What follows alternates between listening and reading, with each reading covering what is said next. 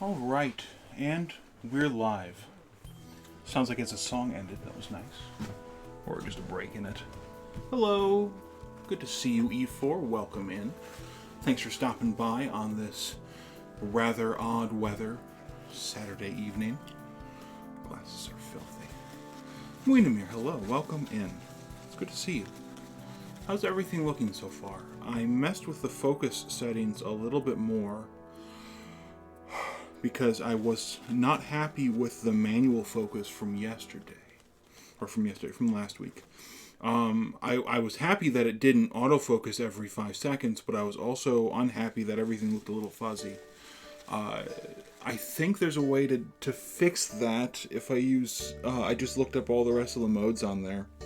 And I think it's called direct manual focus, meaning that it autofocuses, and then you can fix things with manual focus later on. But then it still won't change. I still won't be able to pull anything up to the camera. Now, the way it is, I think this will work a little better. But we'll see. I did set it to automatic focus, so we'll see. We may have a very rude camera tonight. We may not. I don't know. But we'll find out together. Welcome in, Aliam. Good to see you. Yeah. Today's been a day. It's been all over the place. Just a frickin' roller coaster of emotions. It's been so long since the Home Bartender Award contest started and then submissions were due that I've gone through like all of the stages of grief already with regard to the contest.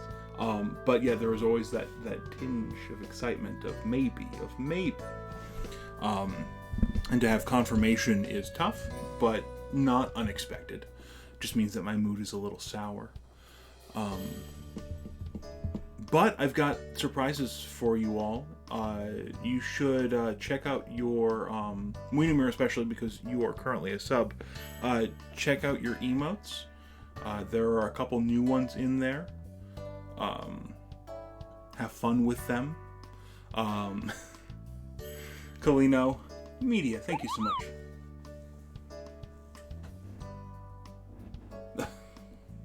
Nearly 2 years of love. Yes, indeed.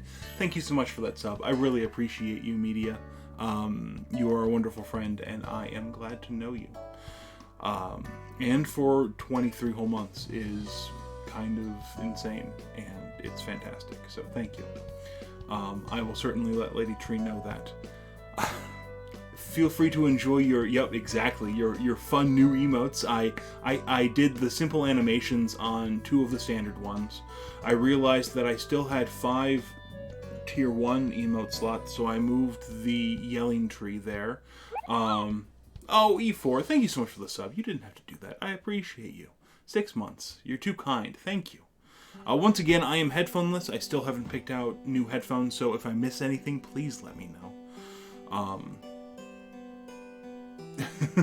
That's true.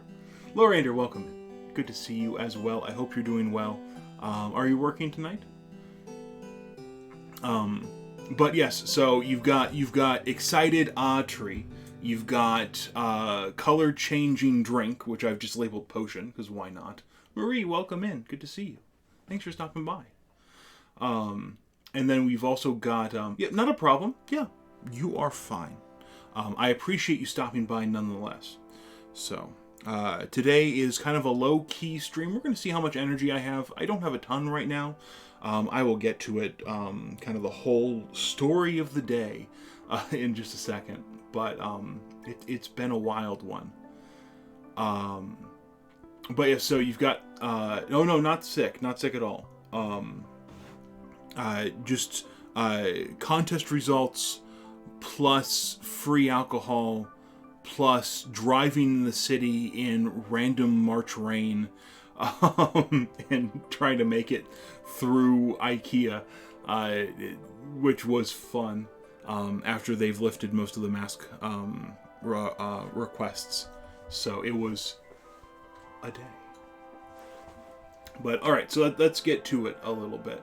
Once again, Media, E4, thank you so much for those subs. I appreciate it.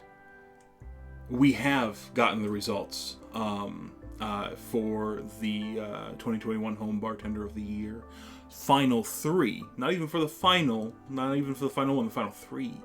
And I did not make it to the final 3. I predicted the first 2, which I'm kind of happy about in a sense, because it means I can say, hey, these are 2 people who I should emulate and I should learn from. And then the third one was kind of an oddball, but I respect their decision on the third one. I feel like, no one we know.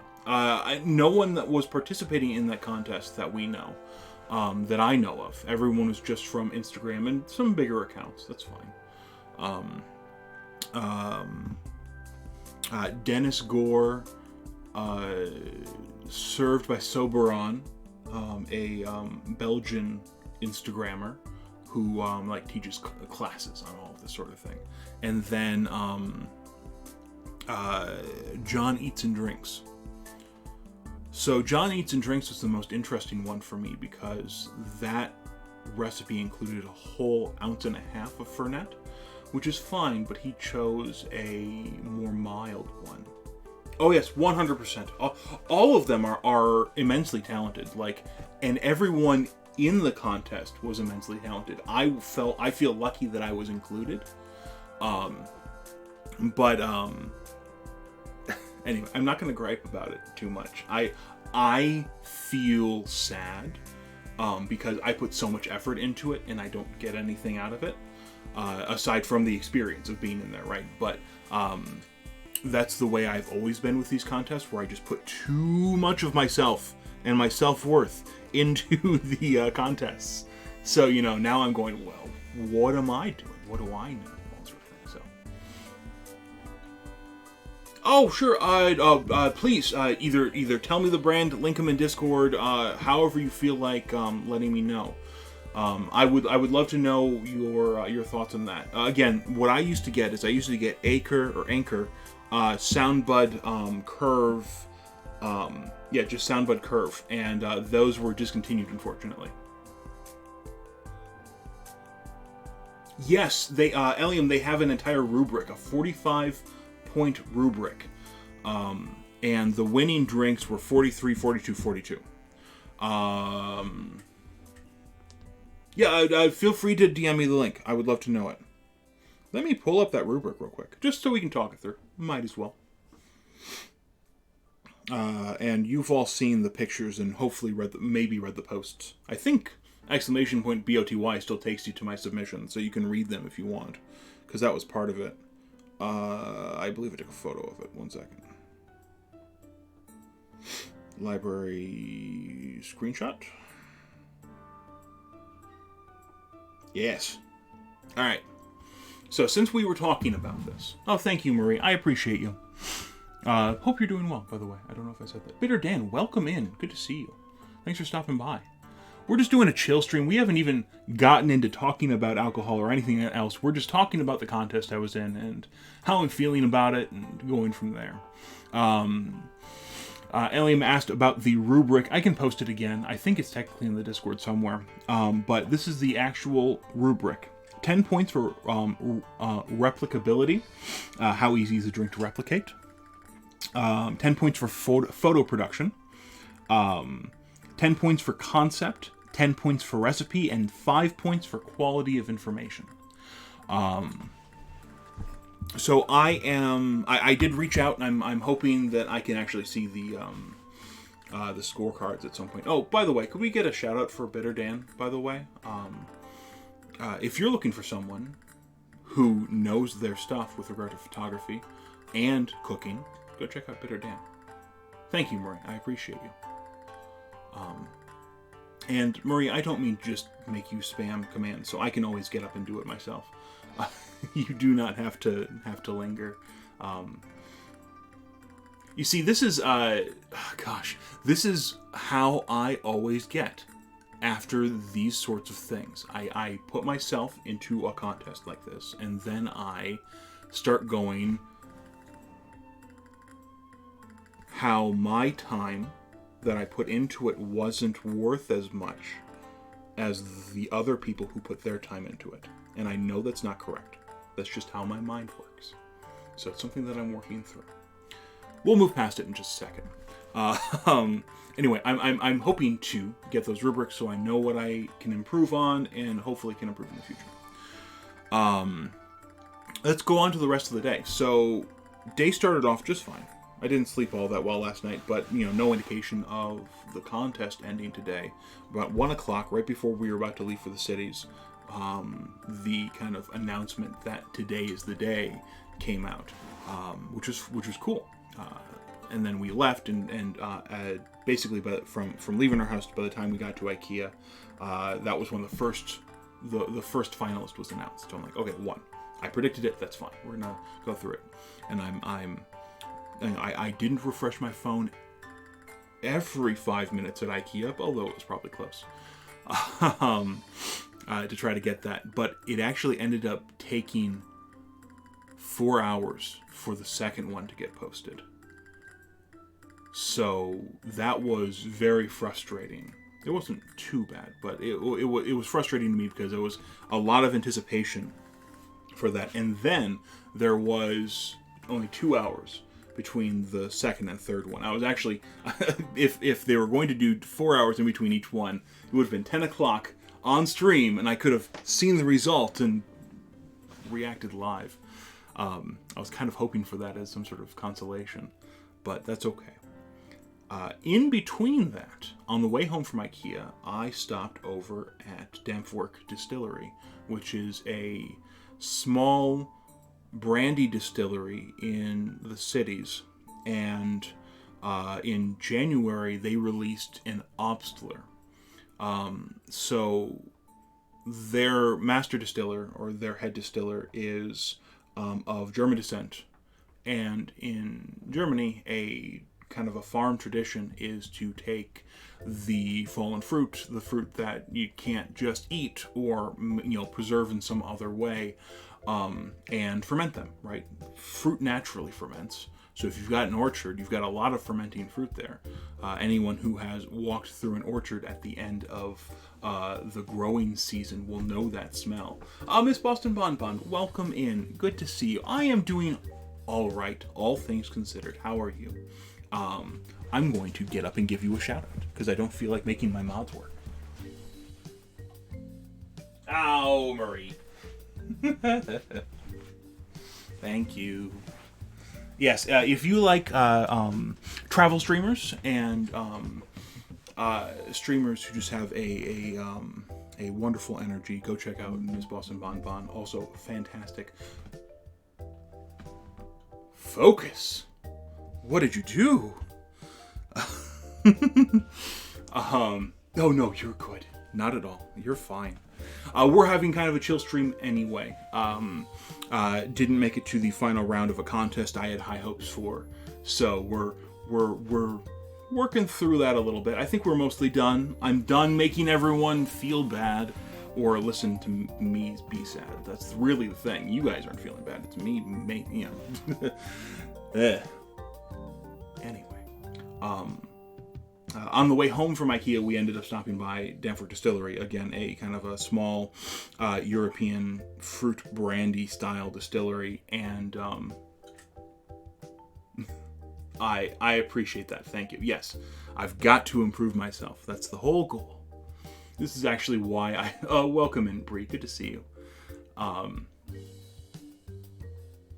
I thank you. Yes. No. And that's the thing, though, right? So I love these competitions because I love the creative process behind it and not trying to game the system, but figuring out what direction to take and all that sort of thing, and going through that process. And then it's just that I mentioned this earlier. I attach too much of my own self-worth to the result of that contest, rather than acknowledging that it is a process that is judged by very talented people, but who have their own preferences, and all of this sorts of thing, right? Especially with cocktails, right? It's all a preference thing.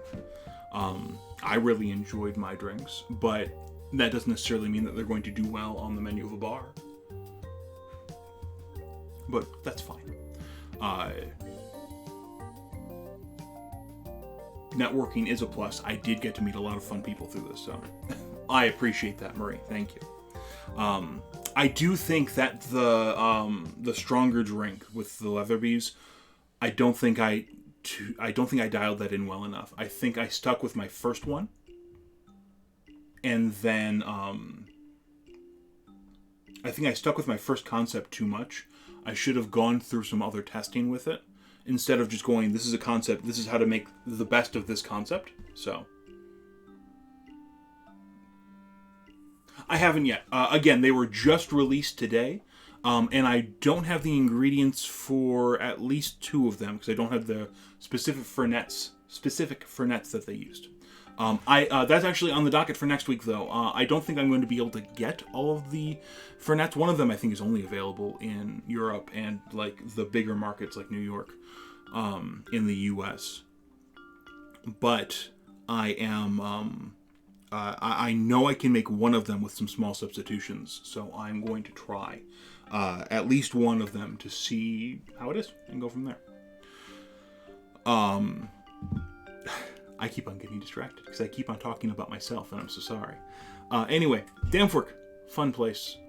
They've been very grateful for tagging them in posts. They're a very young distillery. They're only, I think, 3 years old.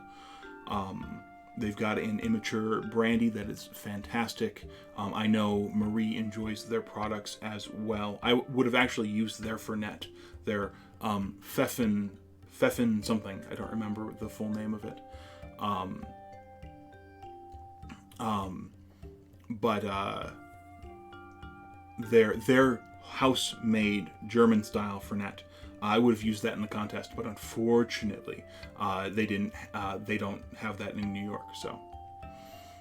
So Marie, this is their Obstler, and I want you to see what the label looks like because if you'll note, Obstler is handwritten on there, and it's actually in a bottle labeled apple brandy. New York. Yes, Loriander, I am also excited to make some super juice. I was going to make some today, but I just didn't actually get the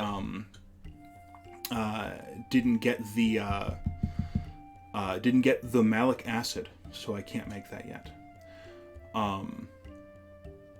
Yes, no, and Eliam, real quick on the difficult to follow with the different Fernets. That was part of the point. The part of the point was to kind of showcase different styles of Fernet and all that sort of thing. And remember, Amore Amargo in New York, which is where the bar that will have the actual final drink on there,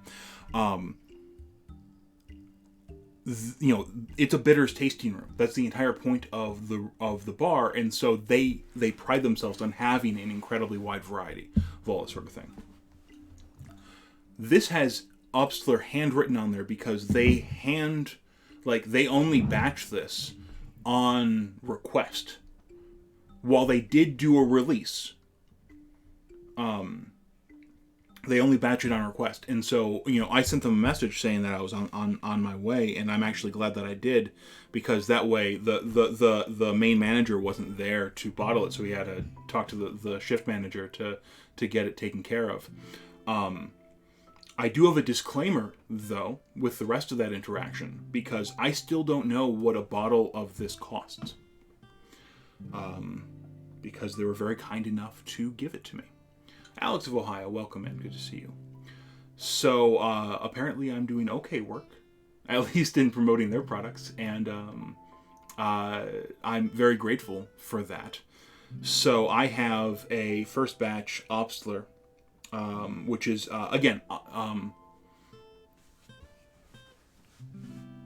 yes, I believe Kevin Koss of Cocktail Time. I stole a bottle. I stole an empty bottle, and then as I was just walking past, they're like, "Oh, can we fill it up for you?" Sure. But then no, Lauren dear, Kevin Koss of Cocktail Time did lime, lemon, and orange. And I do know that lemon did not have malic acid in it, but I really wanted to try it with lime because limes are expensive right now up here. But yes, so the plan is to make some, and we'll go through that next week. So next week we'll be making super juice on stream. I'm going to write this down so I don't forget. Next week, Super juice.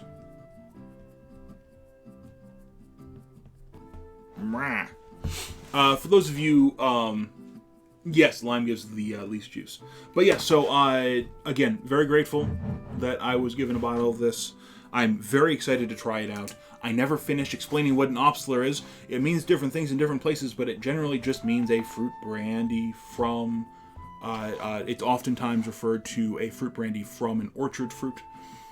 So it's often made from apples, pears, plums, sometimes apricots, especially in Austria, that sort of thing. The way these fruit brandies historically came about is, again, you would have fruit that, that when it's ripe, you can eat it right away. Some of it you can preserve, and then some of it falls to the ground and ferments. You don't get it to it in time, whatever. So you gather all that fruit, and if you have a meadow orchard where you have lots of different trees around, right? Not something that's farmed or regimented. You'll have a good combination of apples and pears and plums and cherries and whatever else. And so you could just combine them all into the same vat, ferment it, and distill it, and you get this eau de vie. In some places, Obstler just refers to any fruit brandy, so it's a little confusing. Like, I tried looking up some specific Obstler cocktail recipes, and they mostly just talked about unaged apple brandy or apple eau de vie. Again, eau de vie is a French term, and that's not often used for this sort of thing. It's mostly the Germanic term Obstler. But I'm very excited to try this. I have not tried this yet. I've only smelled it. And then we're going to make a drink with this later. So I'm going to give my review on this. Another fun thing, again, emotional roller coaster, right? Because this made me very happy. And then on the way home, found out the other result and all that sort of thing.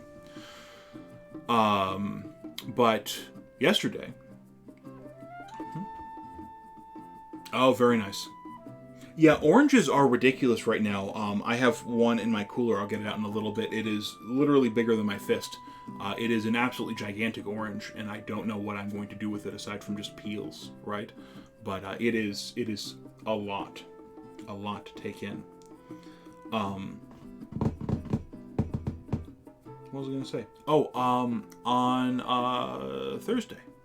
On Thursday, when I was driving home from work, I got an Instagram message, and again, apparently I'm networking enough or whatever else, and so we are going to be able to test some gifted Scrappy's bitters as well. I don't know when they're going to get here. I don't have a tracking number or anything like that, but that's also very kind of Scrappy's. Scrappy's is a great bitters brand, by the way. Vials talked them up quite a bit. They are now national. They're out of Seattle, and they make a lot of very high intensity bitters. Like they've got I think they've got like a Hellfire bitters or a spicy bitters. It's very, very popular, and that sort of thing. So. Scrappy's indeed. Kalina, welcome in. Good to see you. Yes, Scrappy's Firewater. New aged gin. Oh, yes. That sounds fantastic. Yeah, so it's not actually a sponsorship or anything. I'm just getting a gifted thing to give it a try. Kind of like with this. Again, I did not expect this, so. Ooh, rolling musubi. Very nice. Bitterman is also a great one. Bitter Cube is also another good one. Let me make a little bit of something. Some sort of drink. I don't know what. Something. I appreciate that, Kalina. Thank you. Let's try this Obstler and try making a drink with it. I've got some ideas. We'll go from there. Also, this came in a couple of weeks ago. Above Zenith rated and with their absolutely lovely community, and he ended up giving me the funds off of my wish list, which I haven't updated in a very long time. The funds for this, which is Nightcap by Kara Newman. It's just a collection of a bunch of kind of after dinner, end of the evening cocktails.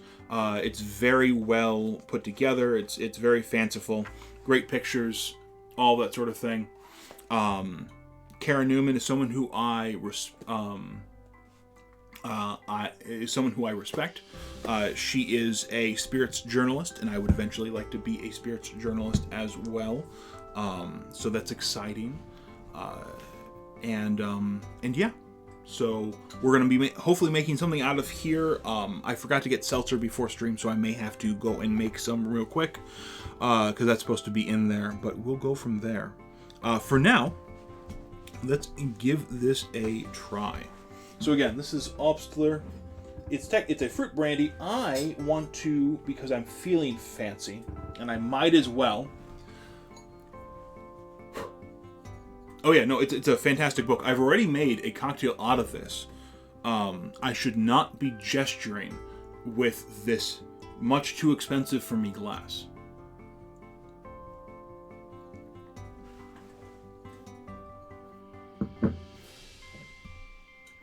I know, isn't that fantastic, Alex of Ohio? By the way, let me know how that H-Gin is. H-Gin is becoming a more popular thing, and there's some really interesting space you can go with that, especially if you don't just use the standard oak. Because if you just use standard oak, you're going to get a little vanilla, you're going to get a little, kind of that woody thing. But yeah, this is a brandy or a cognac glass. I could use a schnapps glass, which is more like this, but fancy. I could also use a Glencairn, but fancy. And I never use this. So I'm going to use the cognac glass. We're going to see what happens. Again, we're going to give it a try. See what we want to do with it. Also, you can tell this is either a refurbished bottle. Did I just spill? I probably did. We are getting fancy. Did I spill? If I did, I don't see it. That's good. But let's give it a try. A little bit. Bottom of the gigantic glass. Mark, thank you so much for that sub. You're too kind. Oh. It is alright, Kalino. I will get over it, and I will double down, and I will join more contests and work harder at them because I have something to prove. But, yes, I got some good rotten fruit alcohol out of this. So, I'm not sure. I think a lot of aged gins are usually made with oak, but yeah, you can 100% age vodka and you'll just get an oak-flavored spirit. Mark, I don't think I properly welcomed you in. Cheers. Thank you so much for the sub. I really appreciate you. You are very kind. And 11 months is absolutely wonderful. So, thank you. I appreciate you. But, yeah. Also, for all of you new subs, check out the emotes. Just have fun with them. Spam them. Do whatever you would like. They're silly. They don't mean a whole lot. But I added the tree, my first ever emote that I ever made, to tier 1. And then I just animated some of the other ones.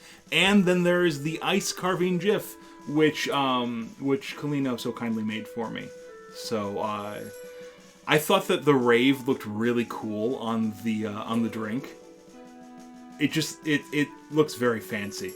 So I thought Potion was a good name for that one, and definitely the excited tree. I'm in dark mode, so it's a little hard to see the text behind it, but I know the intent. I know the meaning. So have fun with those. It's true. It's true. Which, by the way, for those of you, or not for those of you, have any of you, or do any of you like the work of Dan Avidan from Game Grumps and Ninja Sex Party and a bunch of other various projects? He's working on a new project right now called Shadow Academy, and it is, they've released 2 songs. One of them is called White Whale, very much based on Moby Dick, and it is a lot of fun. It kind of goes hard to start, and it's a good time. Yes, I agree. Sherry casks would be fantastic for gin aging. But yeah. So let's give this a try, shall we? Let's see what we think. See what happens.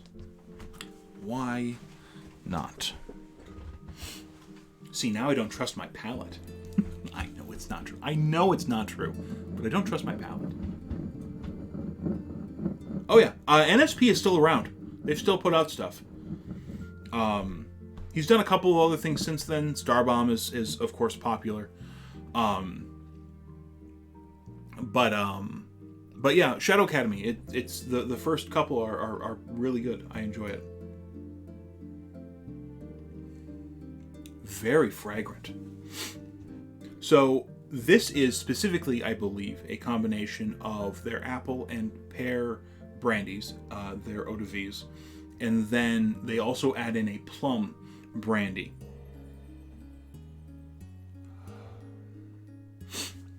One second, my nose feels a little stuffed. I'm going to drink some water.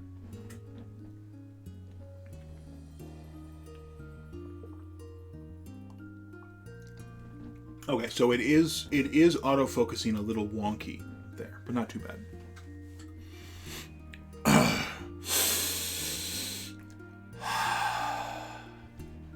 Let's give this another sniff.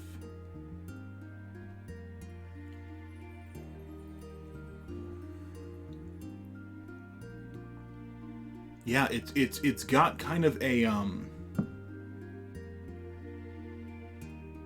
it's got a warm floral scent that is I'm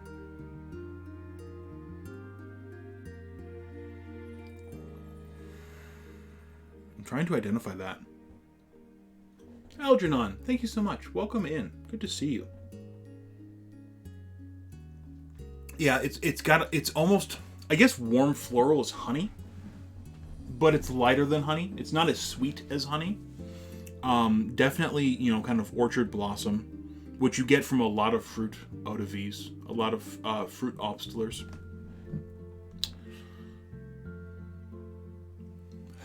What else am I getting there? I'm trying to be very discerning, so I feel like I know what I'm talking about. There's a warmth. It's almost buttery.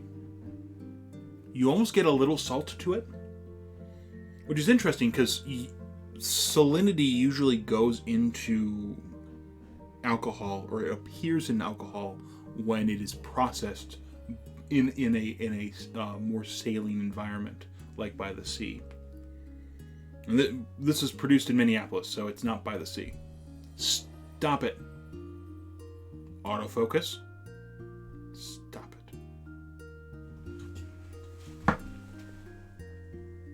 I will get you to focus on this instead. That's really cool. That's a really cool effect. You get to see my monitors and everything as well right behind.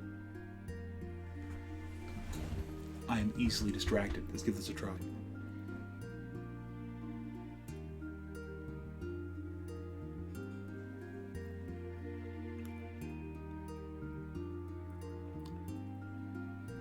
Okay. Obstlers are generally, like with most schnapps, are still fairly high proof. This is probably around 40%. Of course, I don't have the actual bottle, so I can't tell you. This is... So, let's just compare this real quick. I'm not going to try it side by side, because I know what this tastes like generally. This is their pear brandy. And they should have some of this pear brandy in this blend. Much more delicate. Much lighter nose. Compared to this, which is much more warm and round. Again, I keep on coming back to that honey. That honey blossom, honey floral nectar. But on the actual, when you actually taste it, you get a lot of that kind of plum skin, which is really interesting.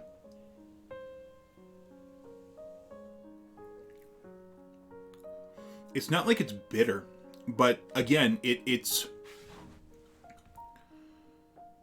If you have an overripe plum, I shouldn't say overripe. If you have a ripe plum, and you bite into it, it kind of bursts, and you get sour, but before that sour, you get a little bit of almost tannic, heavy, little something.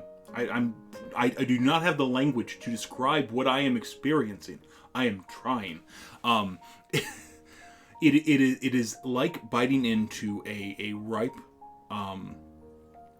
plum and having more of the skin come off with the bite than the flesh that you take. The flesh that you take, how gruesome. And so you chew on the skin a little bit when you take that bite, and that's what it tastes like, right? It kind of tastes like that. Good. I'm glad that my poor language skills are able to come across at least a little bit. Oh, hi. You can come in. How's it going? It's going. I just wanted to say good night. Oh, that sounds good. Thank you. Good night. She's trying to be extra comforting. I haven't even made a drink yet. We've just been talking.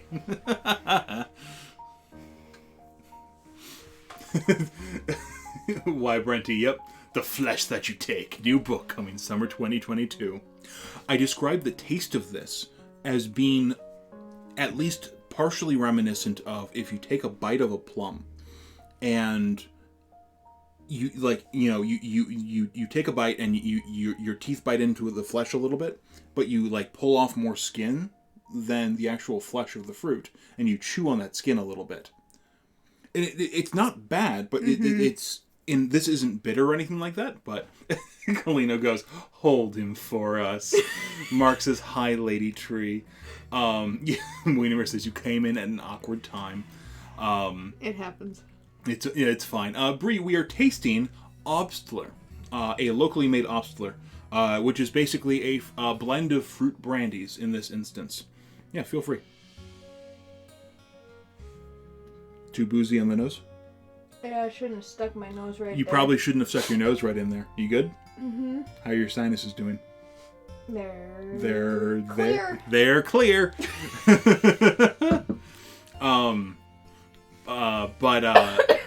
You good? Yep. Okay. But yeah, so that's what we're tasting. We're tasting this again, which was gifted to me very graciously by the fine folks at Danfork. So, but yeah, that was just the best way I could describe it. It was again, it's kind of like chewing on that plum, but you also get a little bit of that kind of underripe pear, and I don't get any green apple out of this.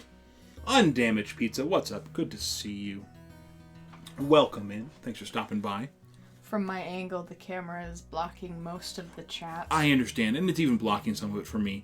I think last time I set up the camera a little bit further this way. Oh, sure. So this time I set it up over here. The camera changes every single stream, folks. I take it down as you see at the end of stream and then set it back up. And it's never in the same place. I tried putting X's, like marks on the floor, but those got pulled up almost immediately because it's carpeting and my chair rolls over that area. So... And we have cats that and like we have tape. cats that like tape. And when I first started doing that, the sapling was young enough where he would pull them up. Yeah. So He thought he was helping. he thought he was helping, and it was very kind and great. But anyway, so that's that. But anyway, I appreciate you stopping by. I'm okay. Everything's okay. Yeah, I know. Everything's okay. I promise I'm not putting all of my self-worth into this immense and incalculable failure. And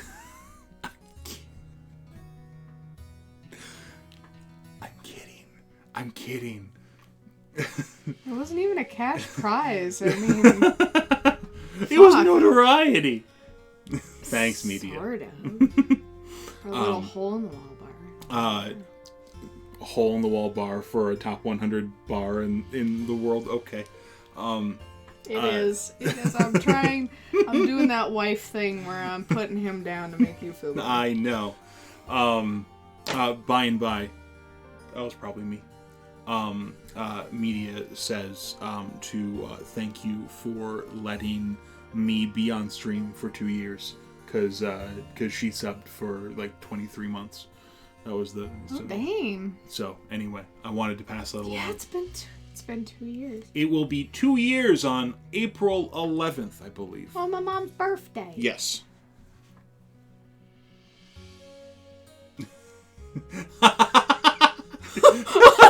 Do it. No, like, you should order them. Feel free to stay. Drink whatever you want, because it's a fantastic bar. But you should totally go in there and order them by name. Because MIT Battery lives like a block away, and I've already asked them to go and and do that as well. And I think it would just be a lot of fun to say, I have fans around the country who are going to go to your bar and order this drink that isn't on your menu, but make it anyway. Because you couldn't deign to give me one of the top 3. Right? So we're going to see. Again, we'll see what ends up happening. Like I said, I do have a request out to see what the what my rubric was, kind of what my scorecard was. So I'm curious, right? Yeah. Oh yeah, Vile would totally do that too. Vile said he would make the trip if. Wow, this should be on the menu. So much shade. As long as you tip well, I'm fine with it. This is really actually quite pleasant. Mm-hmm. I like it a lot. It smells very light. It has a lot more aerialized alcohol than other boozes that you have on your shelf. Larrick sends his regards. By and by, I added some emotes. So Colino made that one, which is a GIF of me of me carving ice. If someone wants to spam the other ones that I threw on there, I realized that I had more. That was from last week. Oh yeah, I have more emote slots than I expected. Oh yeah. Because there you go. You can see the other ones that I animated. Oh my god! So the other two, the color changing cocktail. Yep, the color changing cocktail and the tree. Yes, a GIF. I say GIF. Because that's how the creator of it wants it to be pronounced. Don't worry. When does menacing ASMR do it for you? You fuckers. You fuckers. When I'm sorry. That's fine. When I'm sorry. Deadliest catch, Ice Fights Back. So GIF sounds like a cat that's gonna hurk a hairball. I'm sorry. Yes, and it's not giraffe, it's giraffe. But also, I'm very much looking forward to the day of rapture when Jod comes down from up on high and and tells us that we've all been pronouncing it wrong this entire time.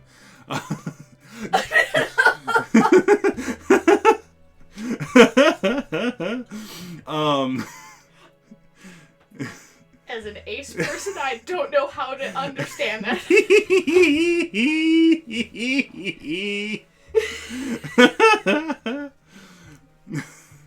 It immediately makes me want to go and like be more menacing, but that would just perpetuate the problem. Exactly, you mean Jod, right? Welcome in, Arch. It's good to see you. Shafe. Shafe.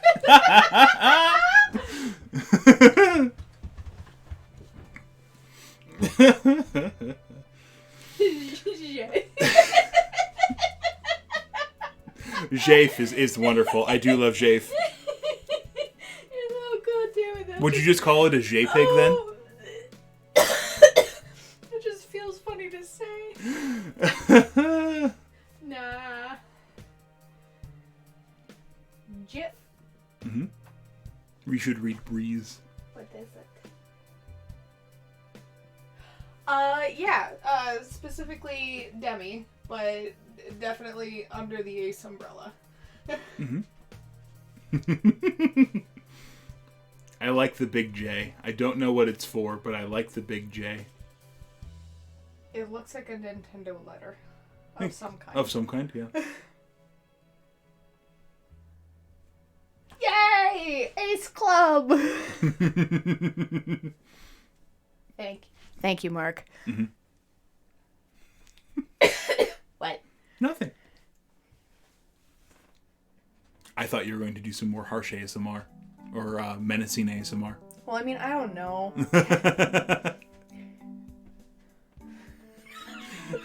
Hi. am profoundly uncomfortable. That's fine. You also don't have to do it.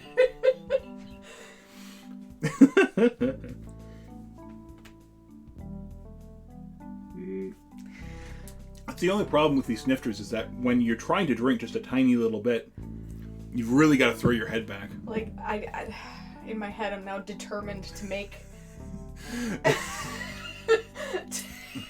to make ASMR like unappealing somehow. And I'm trying to think of how to do it. Because no matter what I do, I know it's gonna rustle somebody's jimmy. Oh, of course. That is how the world works. Everything rustles someone's jimmies. And I know that's not the correct way to use that phrase. Oh, it's fine. But it works. Nothing wrong with rustling jimmies.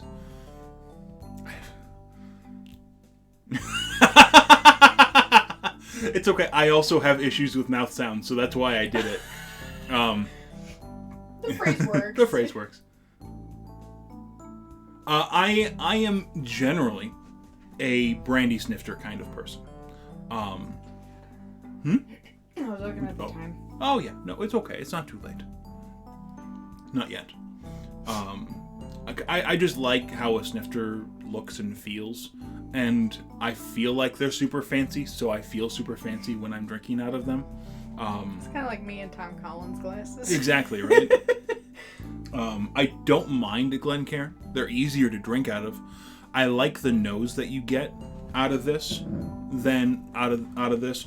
I feel like your hands are more specifically attuned to a...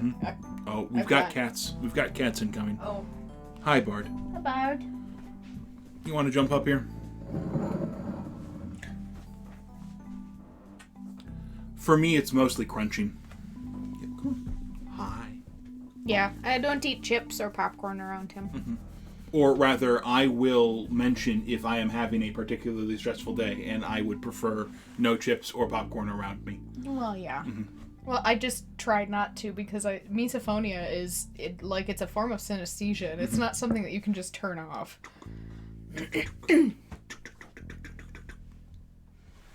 Oh, you don't have to go away. Okay. He looks like he just woke up. Did you just wake up? Well, you should come up here so I can give you some more pets. No? Okay. That's alright. It happens. Hi. Bloop. I mean, I just... as I die. I mean, I just won't open it. Like, that's easy. Note to self, don't open audio clips from media. Also, you're like perpetually terrified of pissing people off, so that's not likely to happen. I know. I need everyone to like me. Why don't people like me? Why didn't the people in the contest like me? Yeah, because they're fuckers, that's why. Fuck them.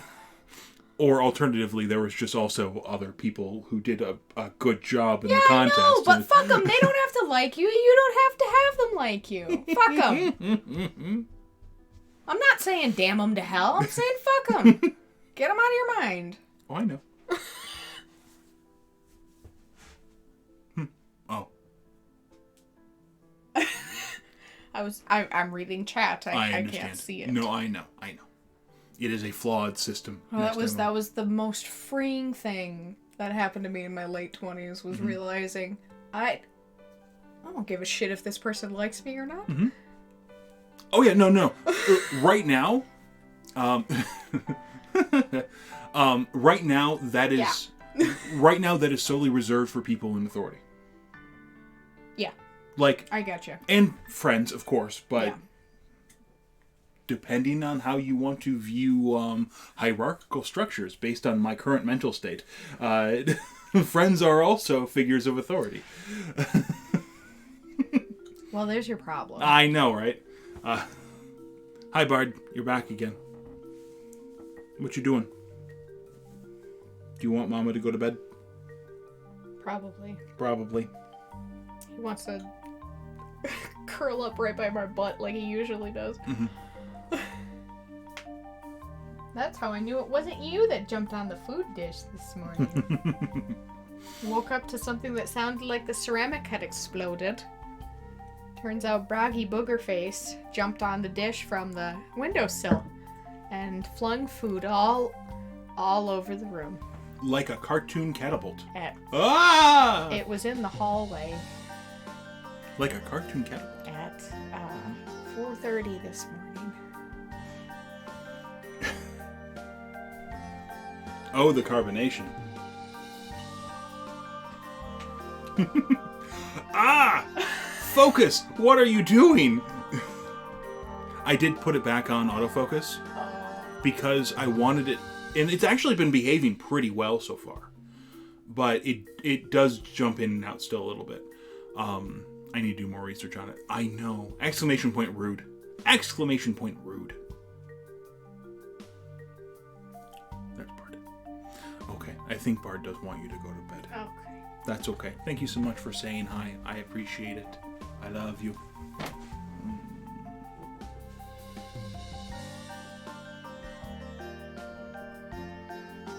This isn't a hug, it's a headlock. You want it to be?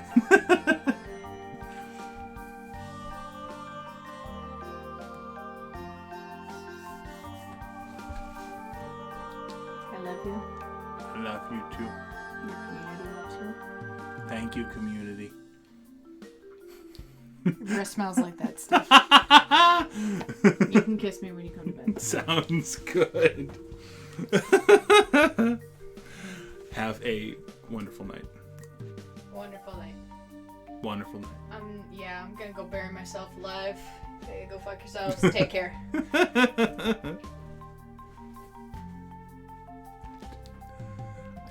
I don't know what happened at the end there, but that's okay.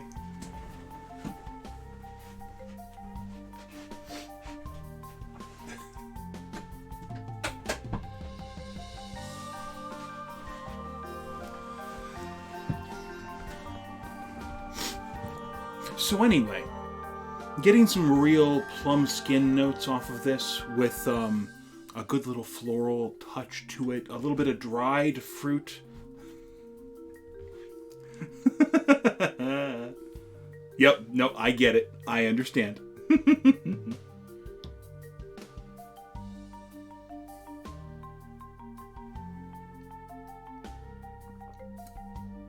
This is really pleasant.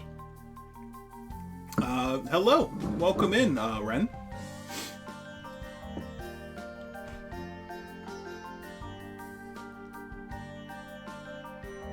Welcome to the lounge. We are going to be making a cocktail here in just a little bit. I don't actually know what to use for this, by the way. What to make with this. You know, my go-to cocktail with a brandy is a stinger, but I don't think it's going to work with just this.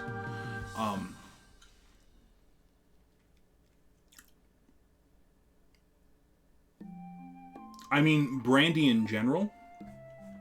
Otherwise, I don't think so. This, by the way, has some interesting kind of pisco-y earthiness to it as well, which is really cool. Again, it's got deep dried fruit, skin, a little bit of floral, especially on the nose, but it's got kind of an earthiness to it. It's really interesting.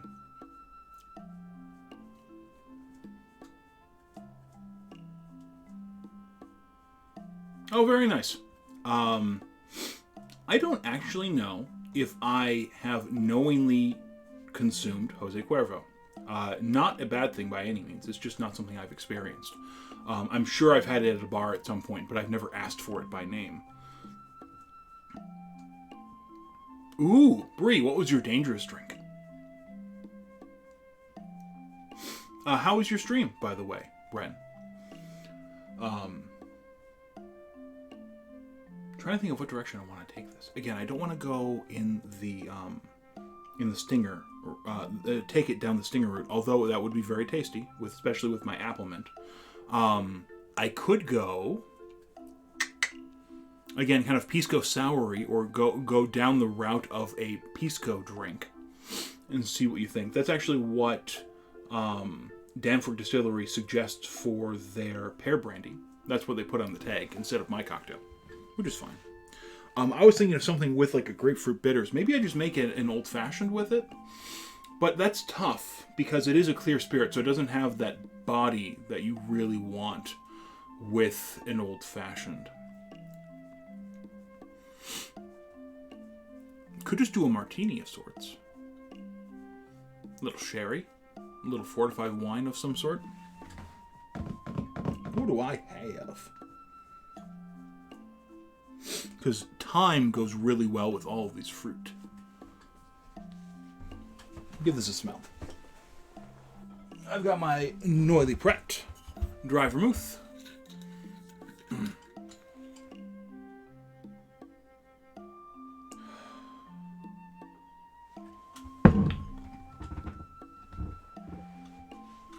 Kraken, Chambord, gingerbread syrup, triple sec, Peychaud's, OJ pineapple juice, and sparkling grapefruit. That's got a lot of stuff in it. Add a little coconut and make it tiki. Make it tropical. That sounds very interesting. What does it end up tasting like? 'Cause that's got a lot of very strong flavors in it.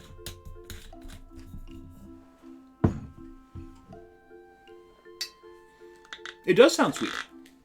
And that is perfectly fine if you are looking for a sweet drink. Oh yeah. It sounds like it's got a lot of vanilla in it too, coming from both the or from the Kraken specifically. I have a little bit of the dry vermouth and a little bit of this Obstler. We're going to try them together.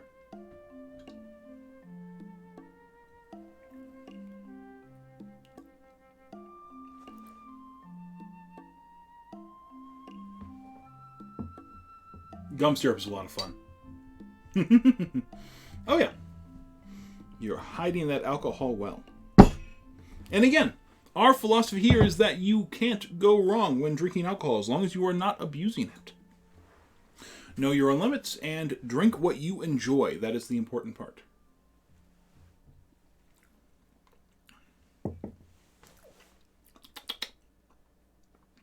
Yeah, that's not bad. It is, but it's not what I'm looking for. Oh, fantastic, Lena. No D&D tonight? Or is that on a hiatus?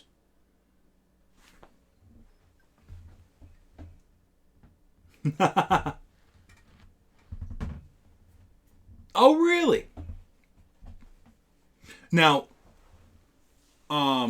3 ounces of pure ethanol combined, or 3 ounces of spirited ingredients? Oh, not a problem. Well, I am glad to provide you with something else you can do with your evening.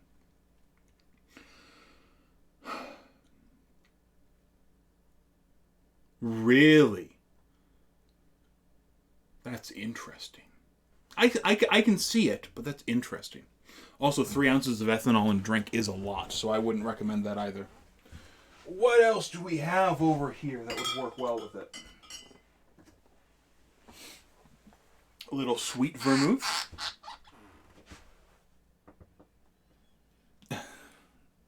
Kalino, after your 1,000 follower stream yesterday and the day before, yesterday mostly, just yesterday, not the day before, but yesterday and earlier today. That's what I was trying to say. I don't blame you for wanting to hold off on alcohol.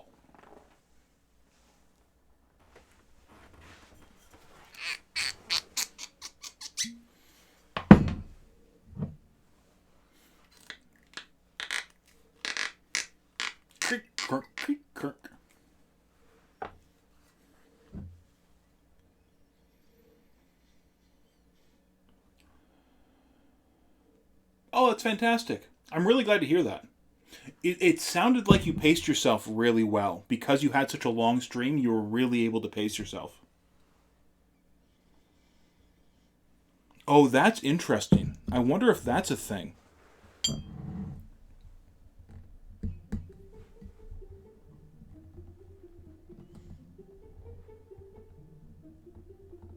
I wonder if we could do like a pared down Negroni with this. So this and this smelled really good together.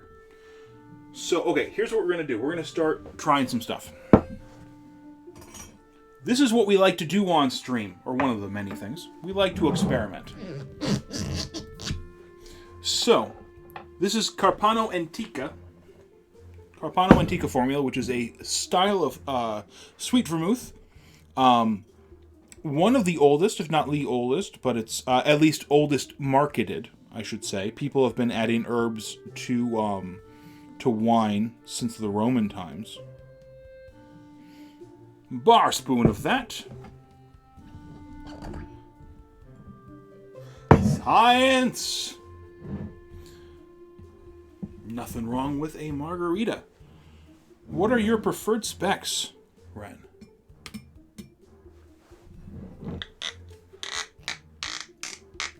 This cork is ridiculous.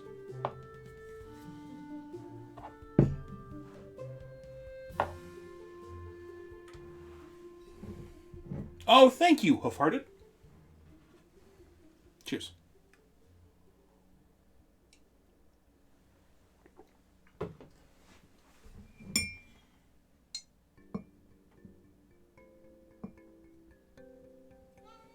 Bar spoon. Now we're going to give this a try and see if I should add... I'm actually going to leave that uncorked. A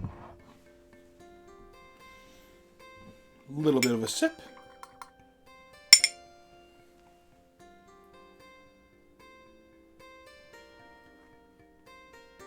Ooh, that is delightfully complex. So you get that nice kind of dried fruit floral thing, but you also get rich vanilla and herb from the sweet vermouth. But I think you'd need a little bit more.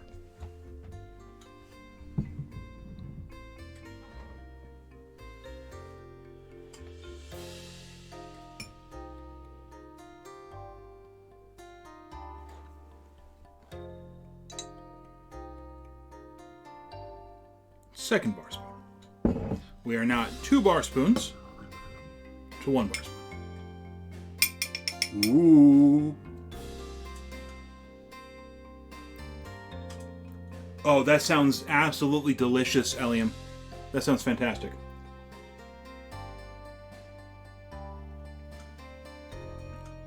Okay, yep. That way the sweet vermouth isn't overpowering the fruit brandy. It is balancing it. I have so many messages right now on Instagram. What the heck is going on?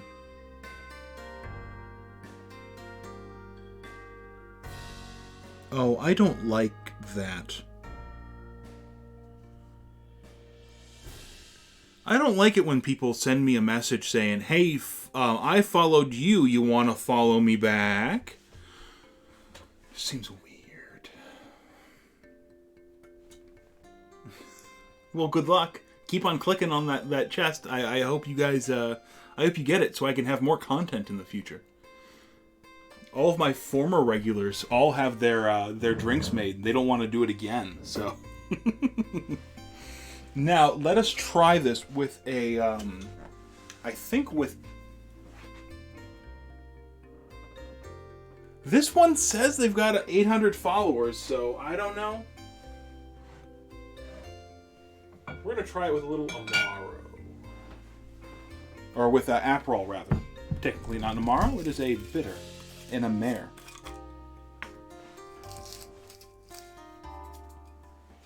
Try it with just 1 bar spoon.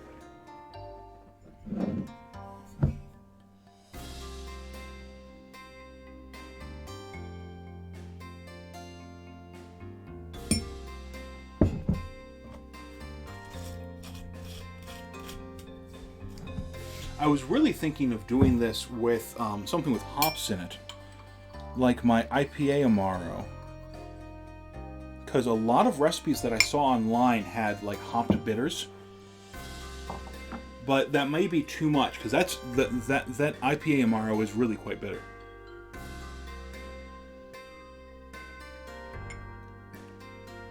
Oh, that is delightful. That is very good.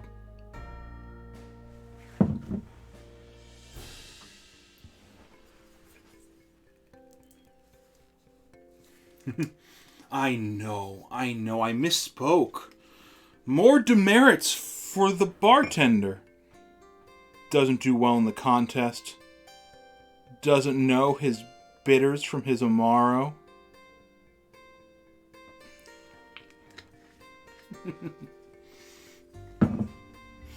How could he? Not even qualified to be on stream.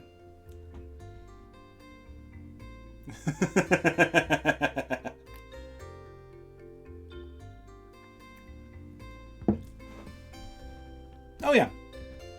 Oh yeah, I think that's a drink. Let's give that a stir. Let me write that down before I forget.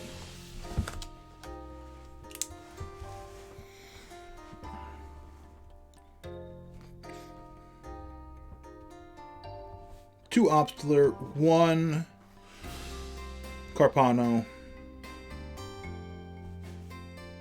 one Aperol, dash Driftwood. Got one more. One more thing to try. I haven't broken these out yet. Focus. Focus. Nope. That's okay. These are my tamarind. This is my tamarind. Tamarack tincture. This is my namesake. So a little piney, a little resiny, but a little green apple on there as well. Yeah. One drop. Okay, so tamarind is a very common flavor in southern, in like Southeast Asian. So think Thai, and I think it's also pretty common in, or is it not common in Thai? It's definitely common in Filipino dishes.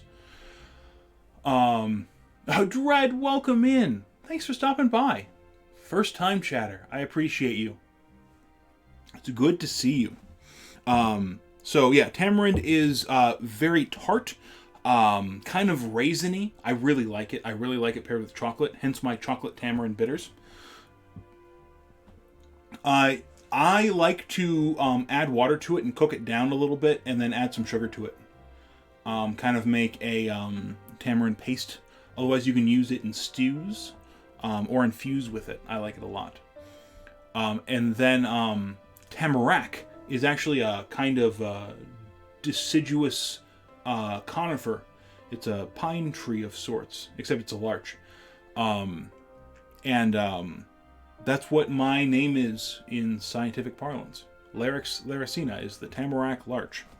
So I went and walked into a bog and picked a bunch of needles and made a tincture with them.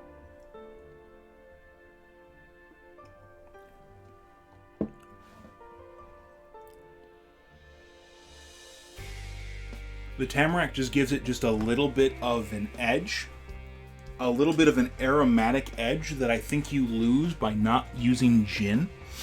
So I think I like it in that. But I really don't think it needs more than a dash, or like more than a drop or two. Oh yeah. Okay, let's try that. Let's try this out. Nightcap, go away for now.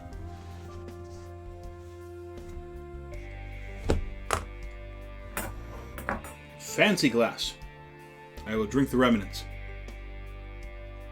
Tamarind is common in candies, and I apologize, I stopped my thought. It is common in Filipino cuisine. It's also very common in Mexican cuisine.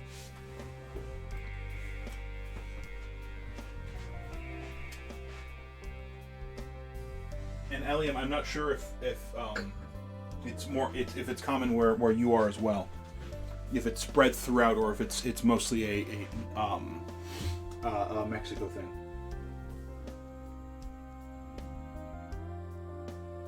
Is tamarind in pad thai? I've never made pad thai myself, so. What am I looking for? Looking for this and this. I'm all over the place. Need something to measure with. So we're going to go with Boulevardier specs. So we're going to go with 1.5 ounces.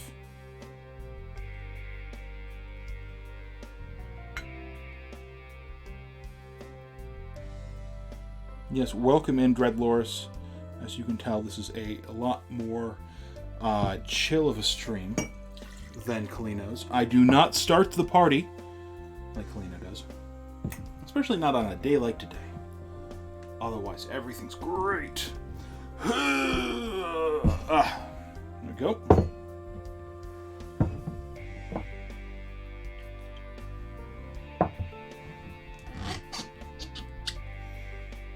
I want Masaman curry.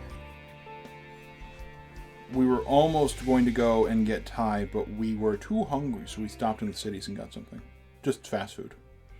Because that's what the sapling wanted. And we obeyed the sapling. Okay, near the Caribbean. Okay, that makes sense. I feel like this is... there's a little stickiness going on there. That's okay.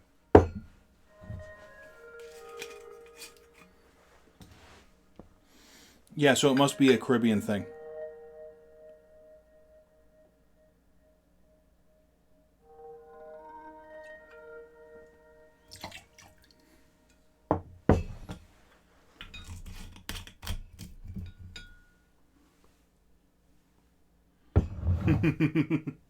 I understand.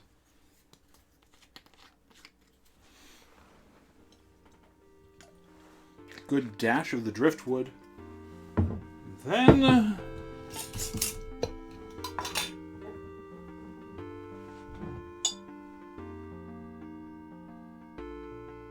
One, 2, 3, 4, 5. There.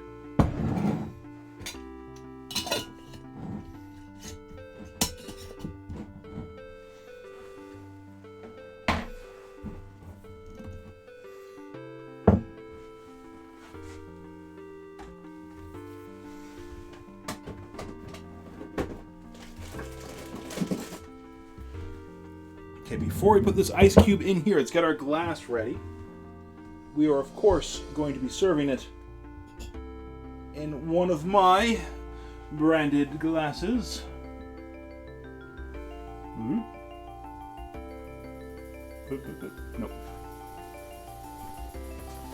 I just want to see if autofocus is doing anything right.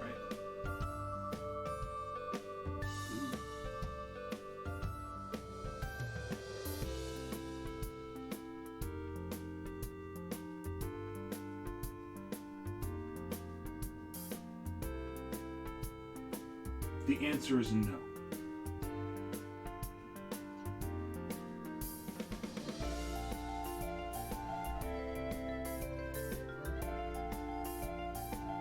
I'm in focus. That's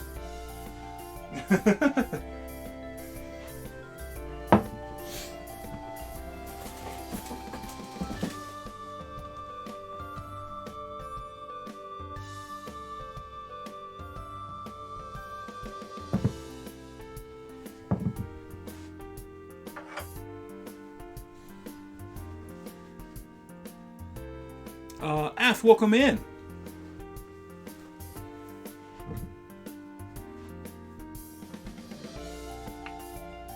Oh, nice, Brie.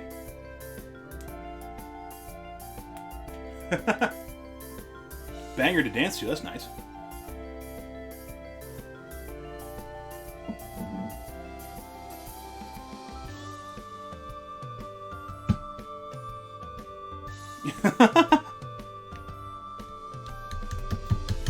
Something is going on between Kalino and Dreadlorus.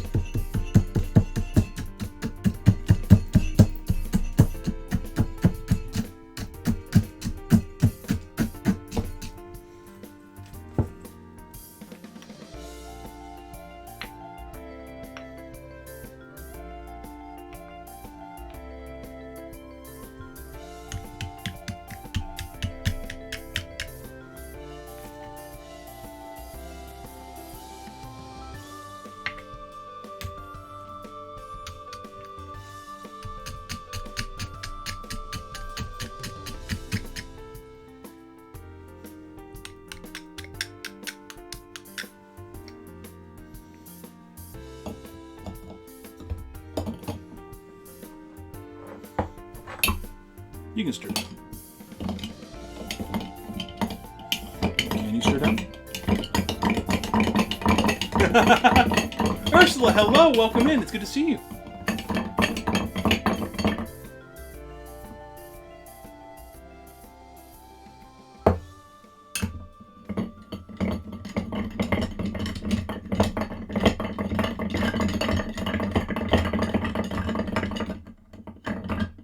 For those of you curious to what I'm doing, I just cut down an ice block so I could use it to pour over, and then I stirred it down, and you do that to, because by the act of stirring it will actually melt some of those edges. It's going to be more than I need.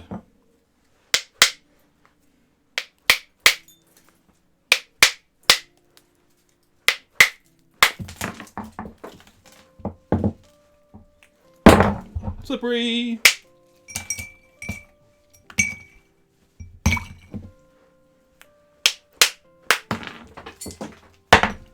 Ice is all over my office, but I don't care.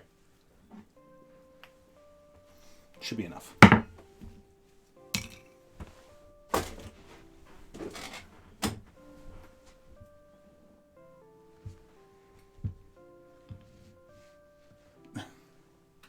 I'm sorry it didn't show.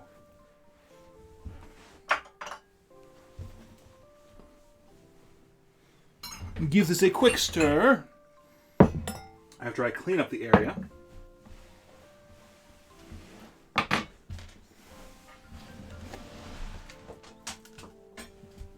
Try not to get all of the ice shards on the ground, just some of them.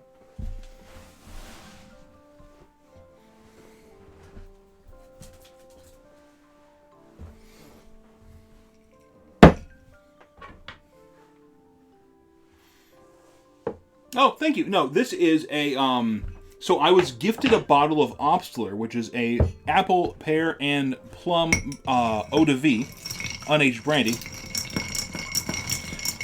And I am trying it out in a Negroni variation using Boulevardier specs. And it's 2 parts of the eau de vie, of the Obstler, 1 part Carpano Antica, and 1 part Aperol with a dash of driftwood bitters, cinnamon and grapefruit, and a couple drops of a tamarack tincture. Ooh yeah. Ooh yeah. Oh, that goes down easy. It's nice.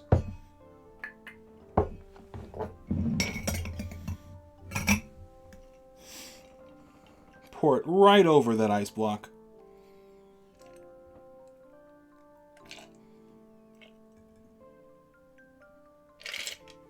I diluted it a little much, but that's okay. Look at that. Is that not a nice looking serve?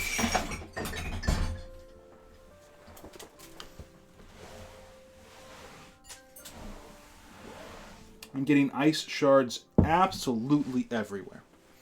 That's okay. Points go up faster. This needed to be wiped down after last week, and I never did it.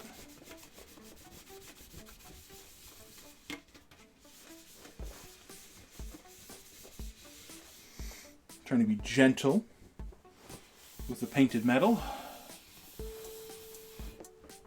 All right.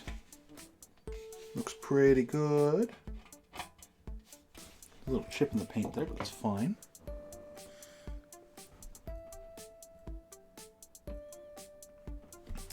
I would use a coaster, but I don't think I need one. You gotta grab an orange down here and pick up a couple of these larger ice chips. I probably shouldn't have that much water on the carpet.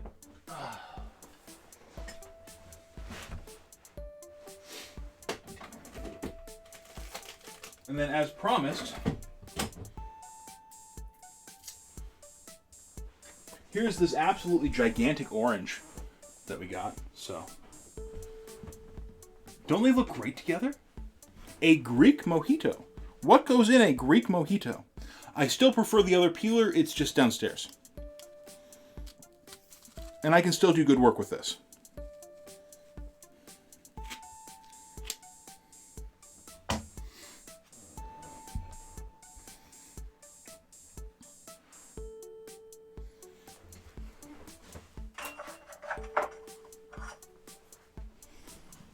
quick trim. I'm not even going to get a cutting board for it.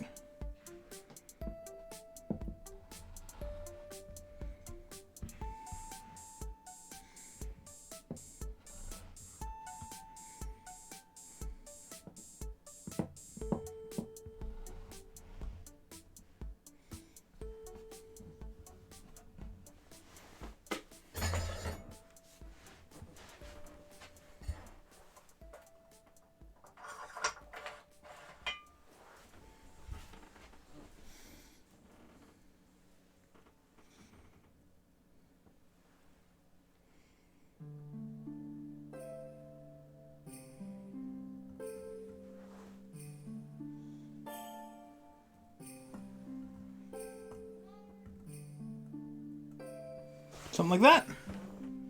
That looks pretty good. Let's take a picture. Let's give this a try.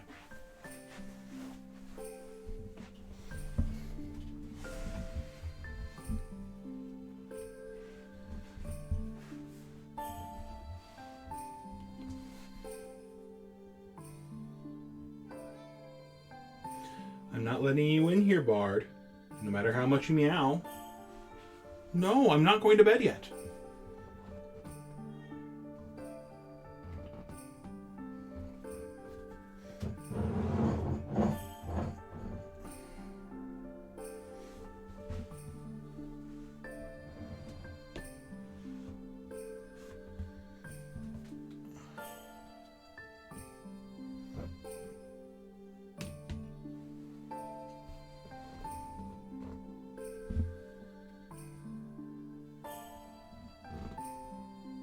There we go. That's a good looking picture.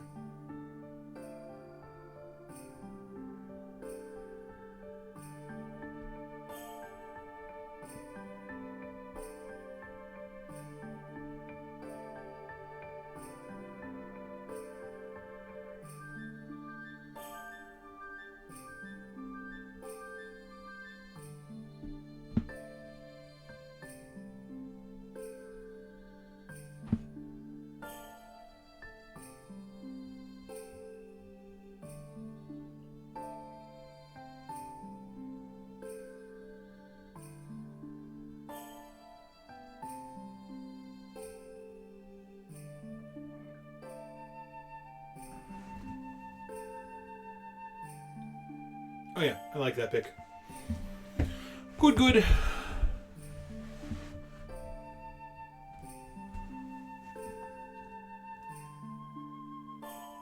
Oh no, Kalina. Oh no. Believe it or not, jail. And actually, let me get this in here too. I want to get all the brand deals in.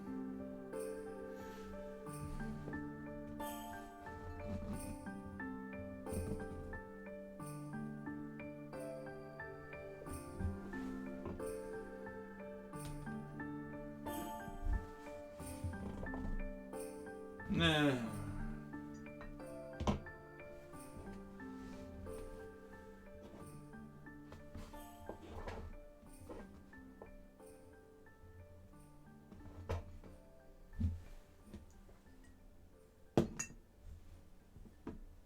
There's no good place to put this.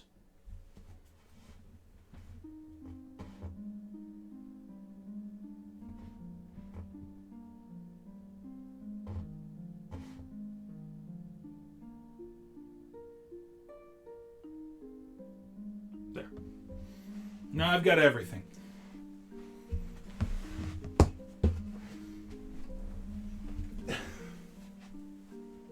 Well, yeah. You put a lot of stuff into that mug. That's okay. All right, let's give this a try, folks. Thank you so much for hanging out with me on this evening where I've been particularly vulnerable. I appreciate you. Thank you so much. Let's give this Boulevardier thing a try. Cheers.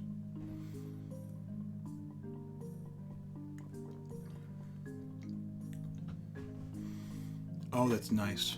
That is very nice.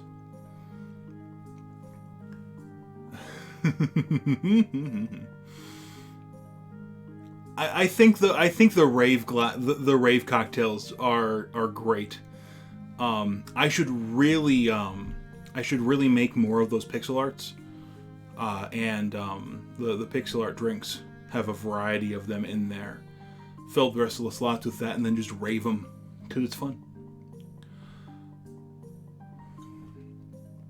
Yeah, that was a lot of juice. Still, if you like it, that's perfect. Let me talk through this real quick.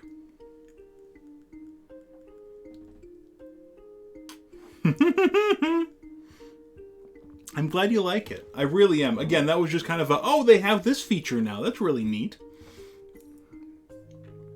This is super light. It's much lighter than I was expecting.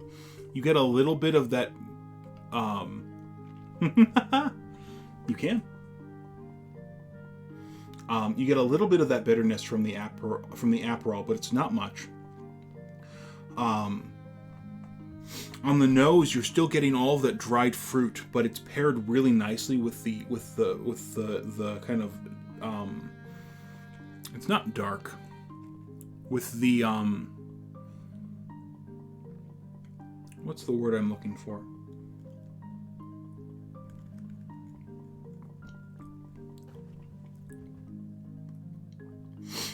Yeah, so it starts off with kind of that floral dried fruit thing that I mentioned before with that Obstler, which is kind of, it's an odd combination, but it works really well. And then it immediately goes to this vanilla, but it's kind of a, it's not just a sweet vanilla, it's an herbed vanilla. It's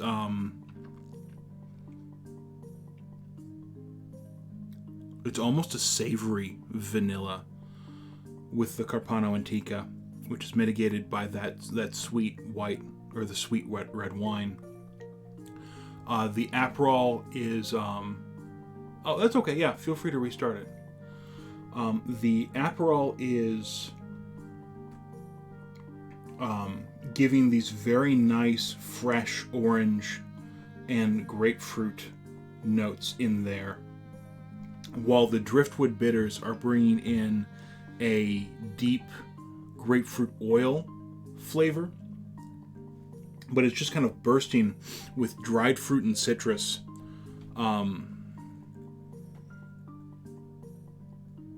The tamarack tincture is coming through very lightly, but it's providing just a little bit of that slightly piney, but also kind of green apple-y aroma in the mid palate. And it's again giving this eau de vie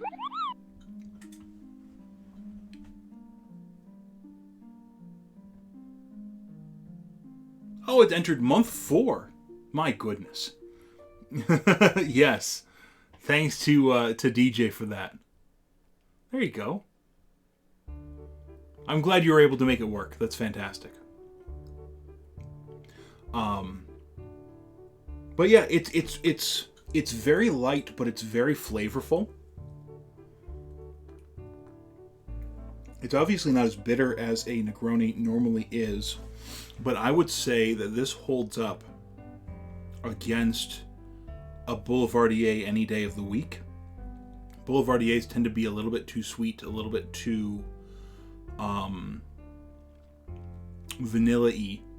Again, I get a lot of fake vanilla, kind of like that, which is, I mean, that's what fake vanilla comes from.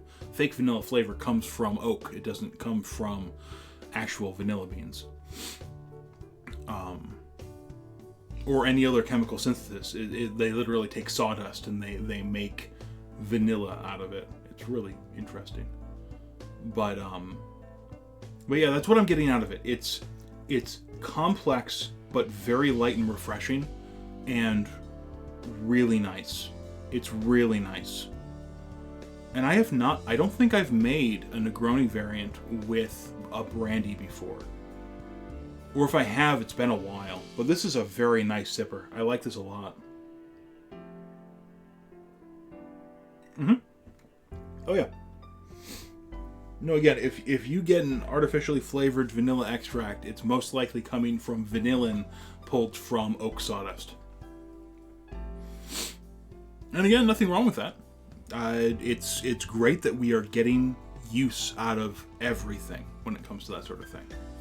Now, it still takes energy to process it, so you have to give and take a little bit there. But it's still nice that we can do that. It's one of the reasons why I'm interested in trying that super juice, because you can make the juice of one lime equal the juice of 8. And so you have that much less waste, you have that much less shipping, all that sort of thing. So, yes, bourbon makes it quite sweet. I agree with that entirely. I really like rye in Boulevardiers and that sort of thing more than bourbon. But then again, I've just never been a bourbon drinker in general. I've always leaned towards rye or towards scotch, although I haven't had the opportunity to try a lot of scotches. So when I do get a scotch, I tend to get one that's very polarizing and very obviously scotch. So at that point, I usually go with a Lafroig 10 or something along those lines. This is really nice. I am thoroughly enjoying this. I know what some of you are drinking tonight. Anyone else having anything interesting to drink or fun to drink tonight? Oh, very nice. Tell me what you think of it. I have not made an Infinity whiskey. I have heard very good things about them, but I have not made an Infinity whiskey. Way too smoky?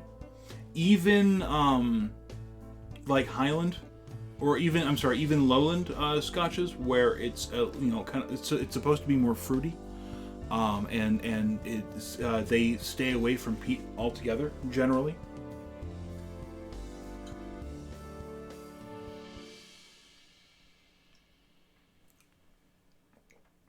There are lots of categories of spirits that I want to become interested in and I want to learn more about. I just don't have access to the product to really learn more about it, you know? Ooh. That's okay. Now, I'm actually really curious about this, Kalino. Are you curating it at all? Or are you just pouring in the bottoms of bottles that are just about to run out, so you don't have to have them on the bar? Like, is there a max amount that you will add from any one bottle? And do you have a plan going forward, or again, are you just kind of going with whatever you have to make something that's longer? I've heard excellent things about Ardbeg. I've heard good things about Talisker as well. I'm going to mispronounce all of these Scotch names, by the way, so please don't harangue me too much about it.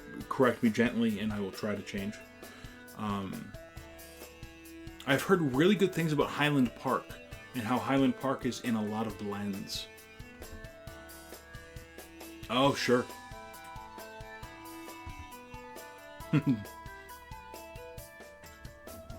Okay, Monkey Shoulder, Evan Williams Bottle and Bond, Old Overholt Rye Bottle and Bond, about 4 months ago. Okay, that's a good start. That's a solid start. I love it. Feelings, hello. Hey, Feelings, don't worry about it. I appreciate you stopping by. Go mod your stuff. You are fine. Thank you so much for stopping by. I don't know if you saw the results on Instagram. I did not make the final 3 with either of my submissions for the Home Bartender of the Year award. So that will go to other people. That's okay. And that's fine. I've been having a little bit of a hard time dealing with that. I know, spoilers, but I'm sorry. They just announced it today, so we do not know who the actual winner will be, and we won't until they do it. Until they, I think they're going to do a live tasting. But yeah, so that is what it is. But I did get gifted a bottle of Obstler, so we're doing okay. We're hanging in there. We're hanging in there.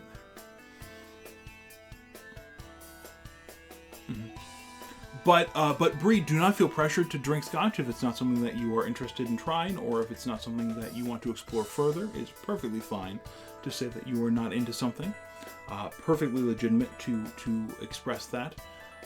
If you want to try things, it sounds like there are a lot of good resources in chat for other scotches that you can try. Again, I don't know if they're available in your area since you have state-controlled alcohol, but it is something that is interesting.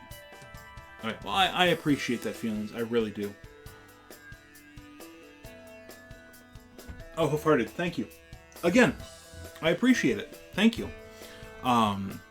Again, I am my own personal mental state, and as I've talked before, puts a lot of my own self-worth on how I do in contests. If we want to delve deep into it, and I know you're not therapy, I'm not going to use you like therapy, Twitch. I appreciate you being here and listening to me, though, so thank you.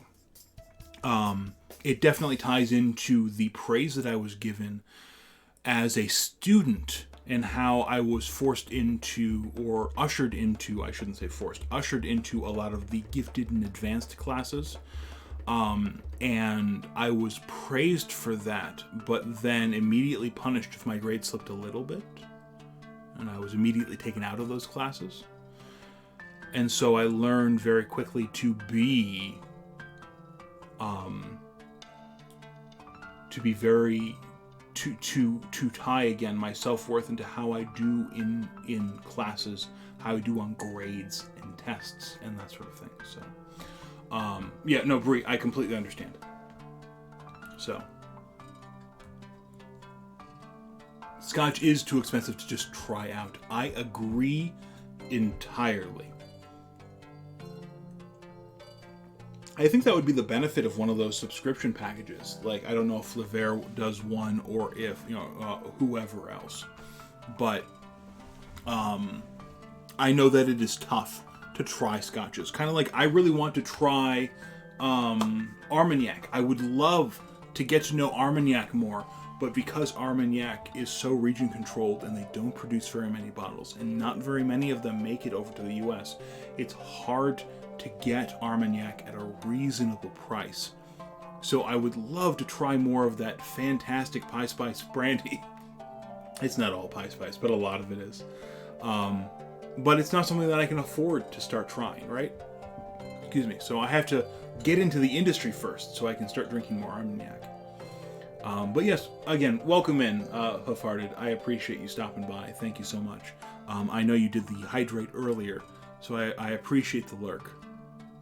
Hopefully you've enjoyed your time here, despite a very low-key atmosphere. We're just sipping on this slowly. That's all we're doing right now. I haven't decided what I want to make next, so I have a couple of recipes listed, but I don't have all the ingredients for all of them.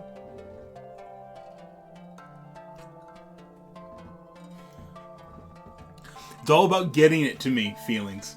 I appreciate you being that friend. We'll talk. We will certainly talk. I have had one Armagnac, and it is Joliet. Joliet? I think it's Joliet. Joliet VSOP. Oh, I appreciate that. We will certainly talk. We'll figure it out. But that is something that I am very interested in trying. Just one of those padded envelopes. Oh, that's just extra packaging, extra air. Mm-hmm. Oh, it's not liquid. Don't worry about it. It's fine. It's okay. You can toss it. It'll be fine. Mm-hmm. Yep, just loosen the envelope. You can get envelopes that are like wax sealed or like waxed. I think you can. If not, you can make one. Just, heat up some wax, pour it into an envelope, make sure every bit is covered. Go from there.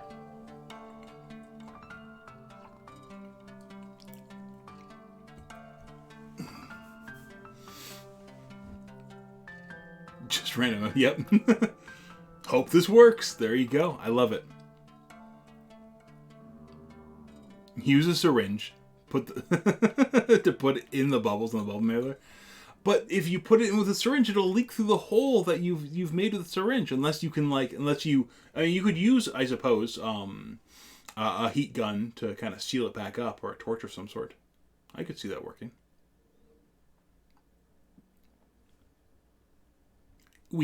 There are ways. There are ways of making it work. Even if it's just meeting halfway, there are ways of making it work. Breaking small laws is okay.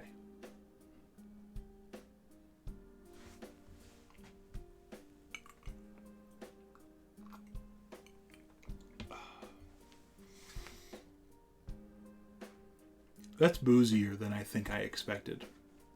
How about I be right back? We're mostly just talking today anyway. Let me get a little plate. I've got some good rye bread. I've got some Butterkäse. I'll get myself a little bit of bread and cheese, and I'll munch on that a little bit while I'm sipping on this. I can tell that because of my headspace, my my tolerance is a little lower than expected, but because it's me, I could also put Braunschweiger on there. Marie, are you a fan of Braunschweiger? We got some gourmet Braunschweiger. You are? I'll bring some of that up too. Lady Tree and I get one craving for Braunschweiger every 2 years.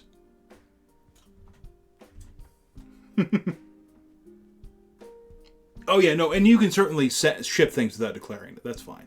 But Braunschweiger. If someone else wants to spell it, please feel free.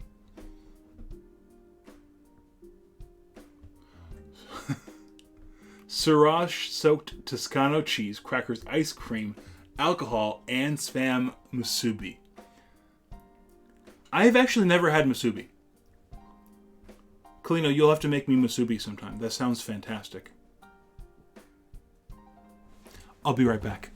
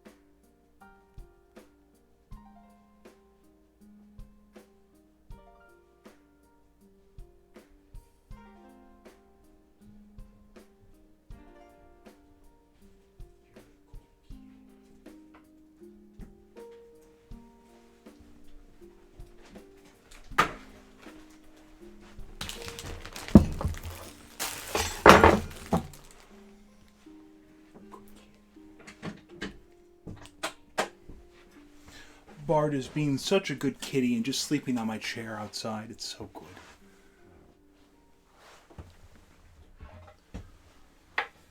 All right.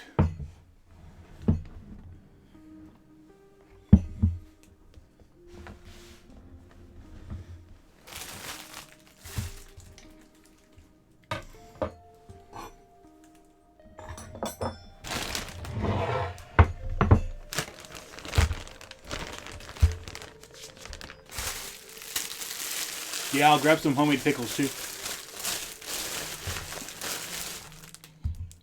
You know you're always welcome, Marie.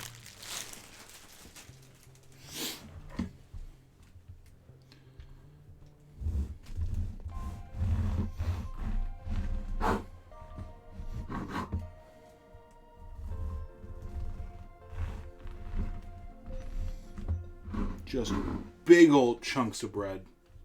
I won't eat this much.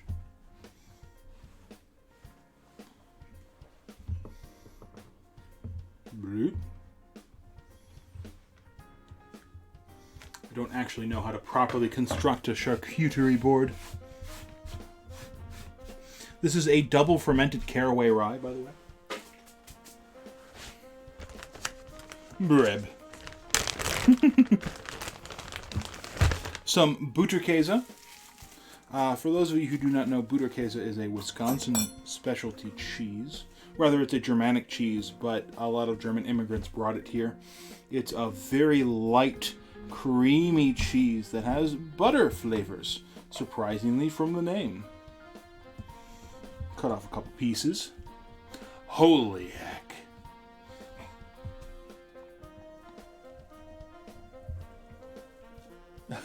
Oh, Bard, you're okay.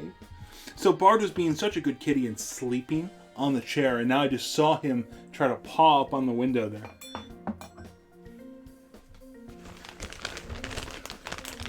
You have cheese? Fantastic.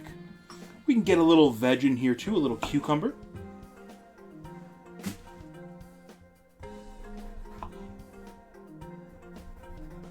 If you ever visit Chez Larix, you will experience something along these lines.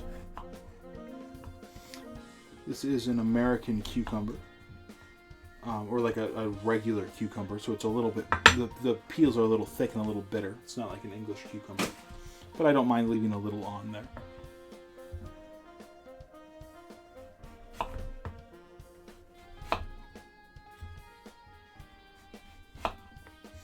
And some nice thick slices.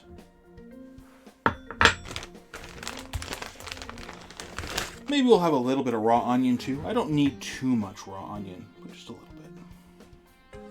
Very thinly sliced. Or at least as thinly sliced as I can with this steak knife. This dull steak knife. No, Bard, I'm not letting you in here. Oh my gosh. You're so cute.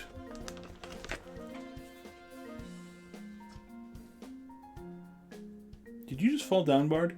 I think you did. That's okay.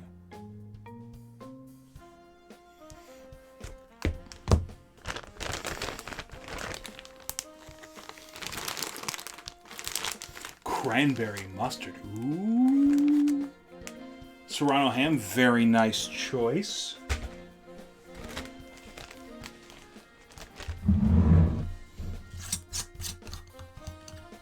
I mean, Triscuits are good too. Nothing wrong with that. Just gonna go in with my hands.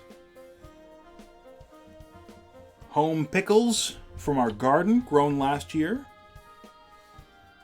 Get a couple of the onions too. If you want the cloves of garlic, you can have them. I'm not a fan of pickled garlic. A little bit of that.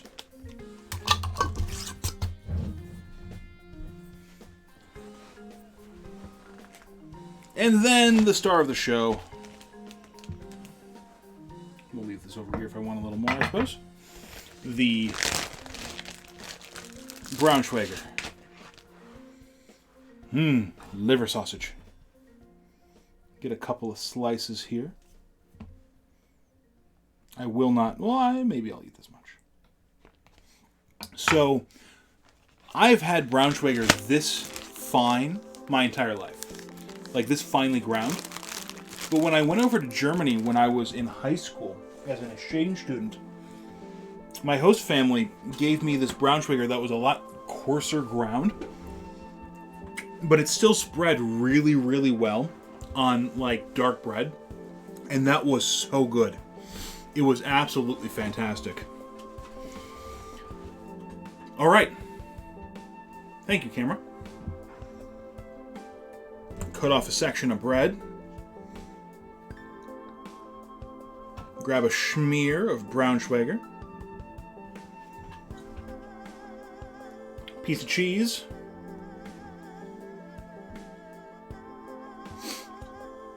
I think this one, let's go with a piece of pickle.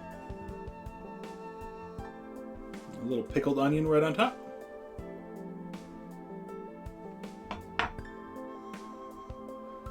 Prost.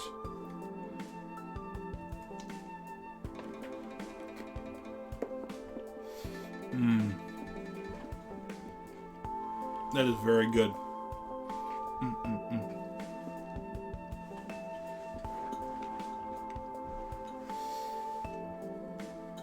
Mm-hmm.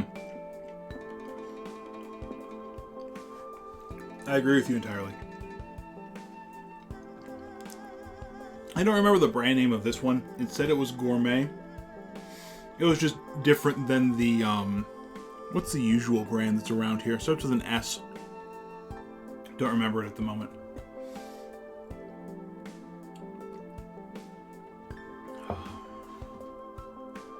God, paired with that, the food here, oh man. This is spectacular. I am so sorry that I cannot share this all with you. Oh, of course.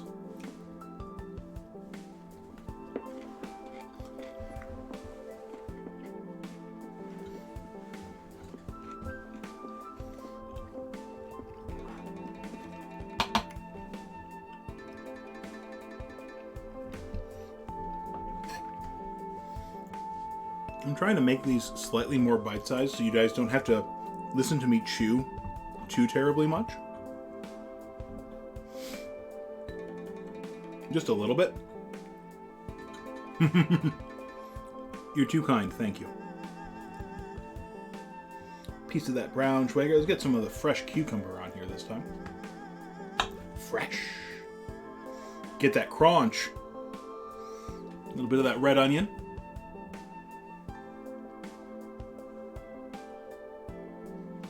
Crunch. Ow.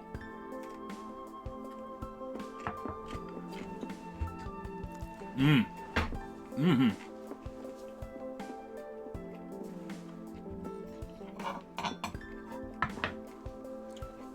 Pickled onion is good, but the fresh onion with the Braunschweiger, that's delightful.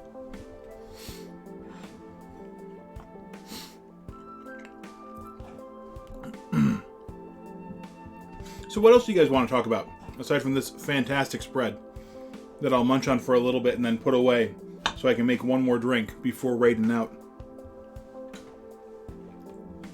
Let's go with a bigger piece here. There we go. Oh, we need cheese. We need cheese. This is a cheeseless bite. Warning. Warning. Almost had a bite without any cheese. I've remedied the situation.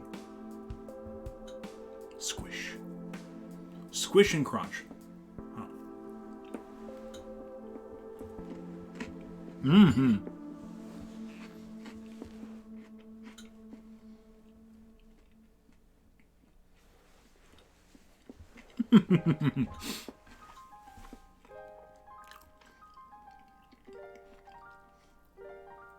What a stream. What an interesting stream. I know, and no cheese. Blasphemy. 30 minutes away from the cheese curd capital of the world and no cheese. Artisan keycap raffle today. Ooh. That sounds fantastic. So what are the colors? Tell me all about it. I'm going to keep on making these bite-sized bites.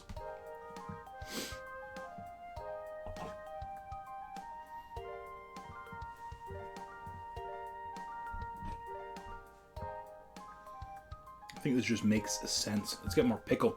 Get more pickle. I feel like this is how Robbie would do this a little bit. Although with none of these foods. Maybe. More sauerkraut.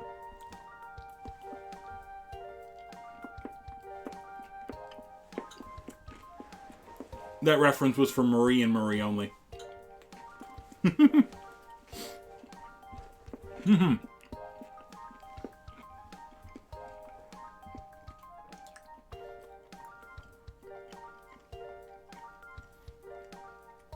And I'm done chewing. It's going okay. How are you, Nixbat? It's wonderful to see you. How are you doing? As you can see, I've made a kind of a weird smorgasbord.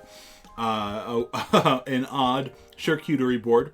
I am eating a little bit because I had an early dinner. And this drink is hitting me harder than I expected. And that's okay. Rusty warm charcoal color. Gold ring. I like it. That's nice. I like that a lot. Okay, not a problem, Marie. Get some sleep. Thank you so much for hanging out. As always, I appreciate you. Have a wonderful night and have a wonderful week. I'll catch you later. Put the whole piece of cheese on there. More pickle.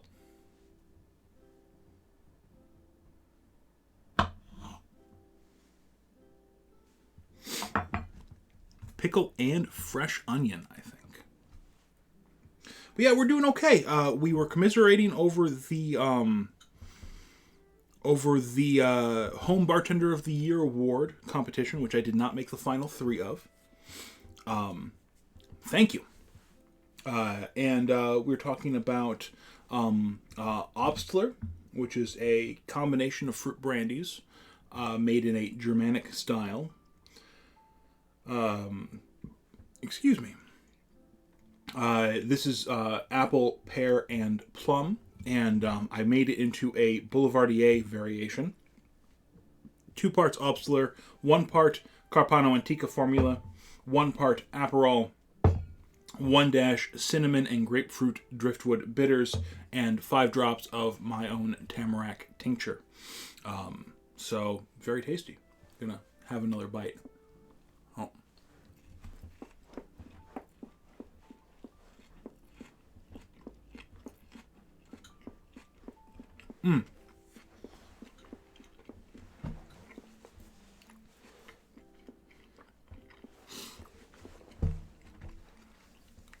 Also, I'm so sorry, Hoofhearted. If you're still around, I completely forgot to thank you for that follow. Thank you so much for the follow. I don't have headphones in right now. I am going without until I get a new pair. So I missed that notification, but I appreciate the follow. Thank you so much.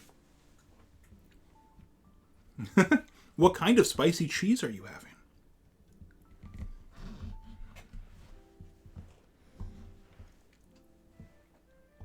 But yeah, for those of you who are just joining us, I have a little charcuterie board just to give me something to eat for dinner. And while we have some beverages, and it is a double fermented caraway rye bread, locally made, some gourmet, I don't know what that means necessarily, Braunschweiger, Butterkäse, homemade pickles, some raw onion, some pickled onion, some cucumber. I'm really enjoying this pickle and raw onion combination with the Braunschweiger right now. It's very good.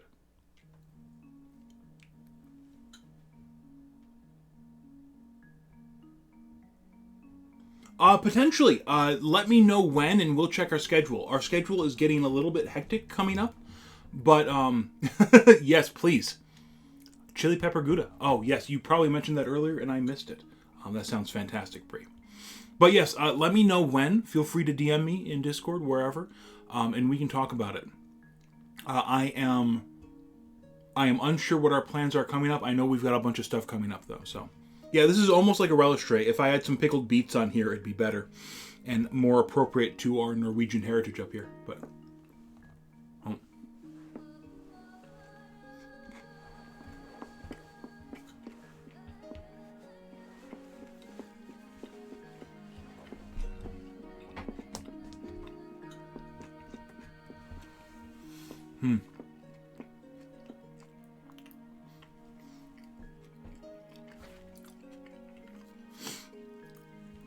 A fine choice, Kalino. I do not blame you one bit.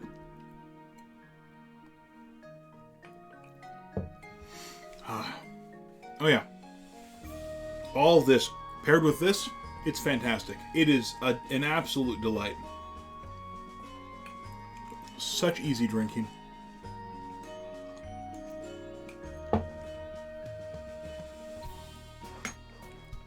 Haha! Hey, pickled herring is fantastic. Every New Year's I go through a tub of it myself. Yes, I said tub. We get it by the tub.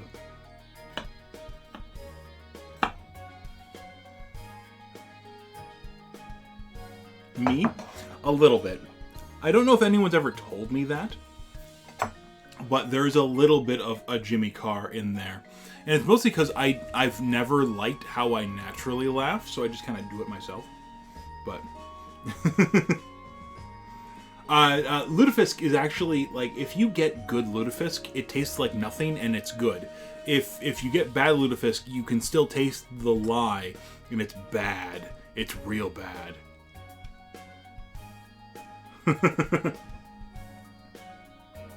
I almost forgot the cheese again. Oh, of course. You can only resist the allure of cheese for so long.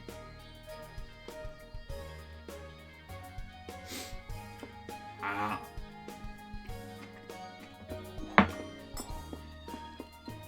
Mm-hmm. 100% Wiener.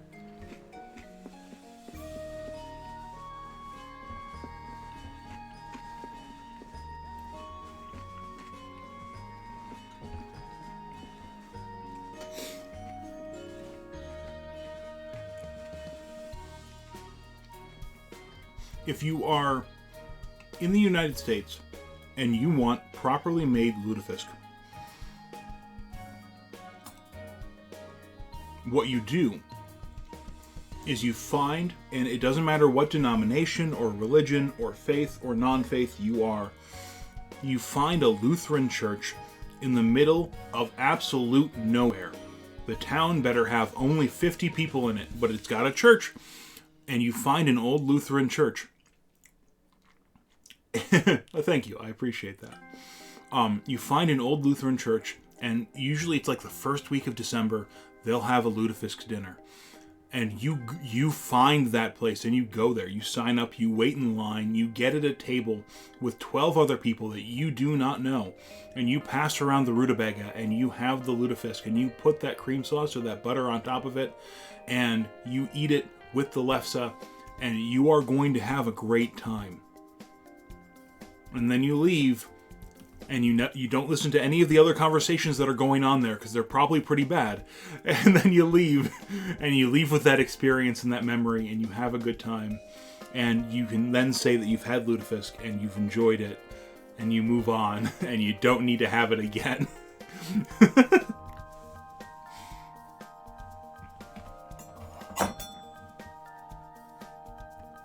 Can you tell that I've had that experience?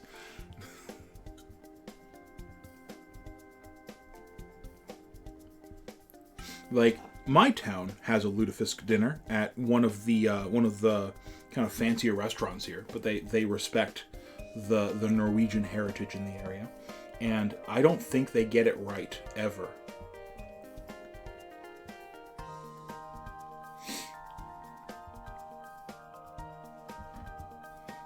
But it's mostly because they probably have young kids trying to make it without any real instruction.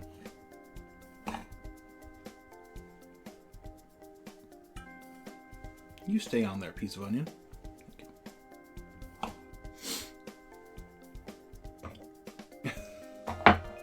When have you had lutefisk? Tell me about it. Commiserate.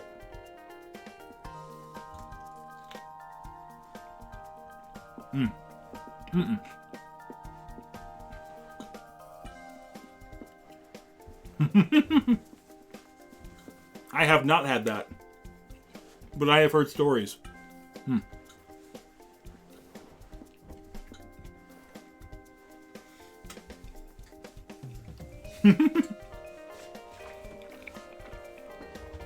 Comparatively or on its own?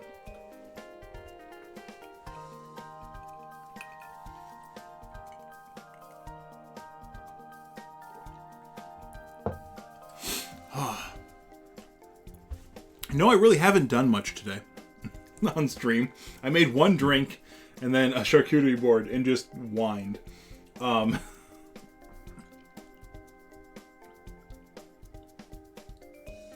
we'll do is we'll make one more drink after this. Okay. Really good? Okay. Don't tell the sapling that. The sapling loves Puffin' Rock.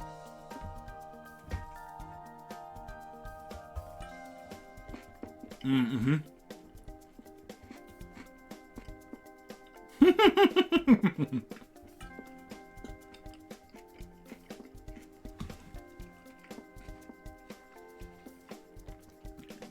I believe microwaved lutefisk goes against some clause in the Geneva Convention.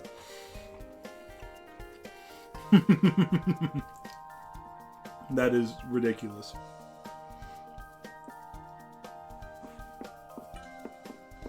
Alright, I'm putting this away for now. We'll eat more of this after the stream.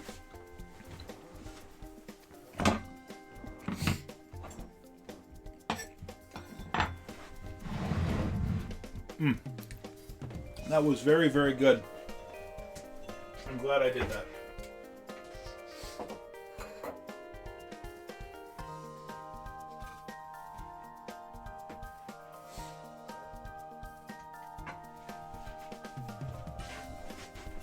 All right.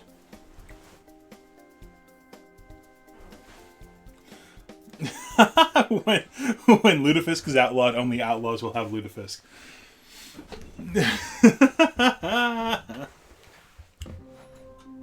I think if you want to be fired with style, you bring Lutefisk in and you microwave it in your office for like 6 minutes.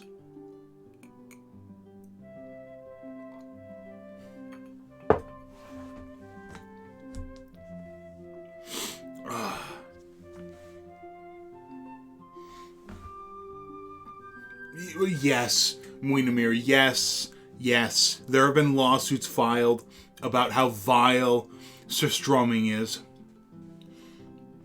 For those of you who aren't aware, surströmming is a canned fermented cod, I believe.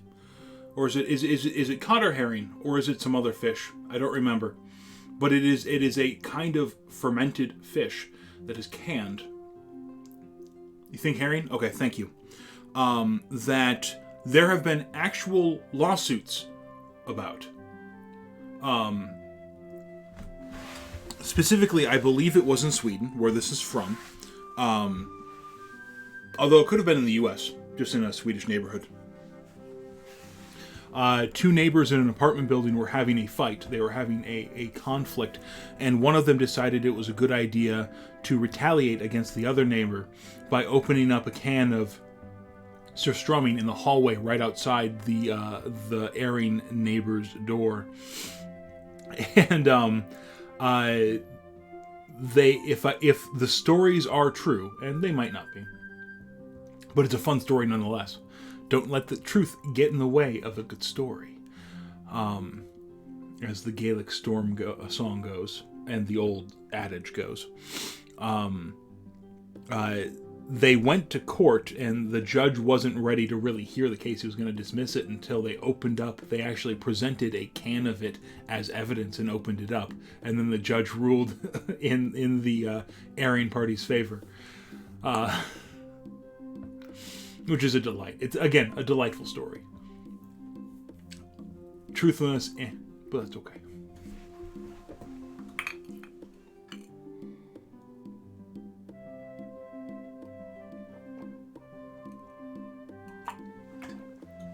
All right, let us do a little dishes. Do some dishes. We're going to need a bar spoon. Gosh, that drink was good until the last drop. It really was. It took all of the dilution like a champ. Super flavorful. Oh gosh, that was fantastic. I'm gonna have to write about that.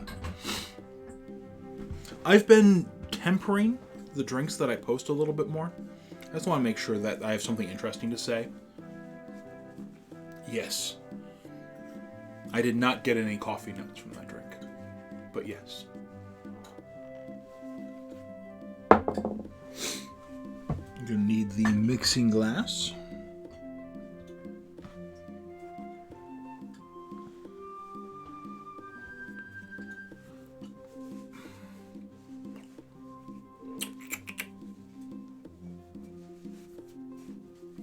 So one of the things that I wanted to talk about today, beyond sadness, I have taken the actual first steps, and I posted this in Discord, then deleted it, because I realized that you guys don't need to actually help me with the work for it, but I can talk about it here, and if you guys have ideas, I will take them.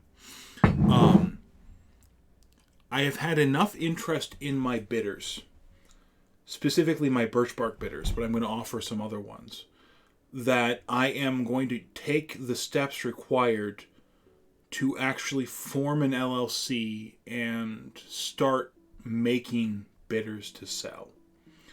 What do you guys think of that? I know some of you are international, so I would have to get other things for that, other certifications, and I'm unsure about what I would need for that. That might be a little bit longer down the road. I'm, thinking of you, Bree, specifically, but that is something I want to explore.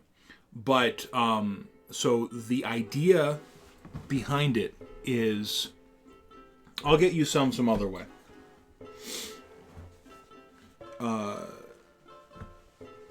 Wisconsin law, again, Wisconsin is where I live. Wisconsin law states that because bitters are classified as what is it actually classified as? It's like a non-food alcohol item or alcohol product, something like that.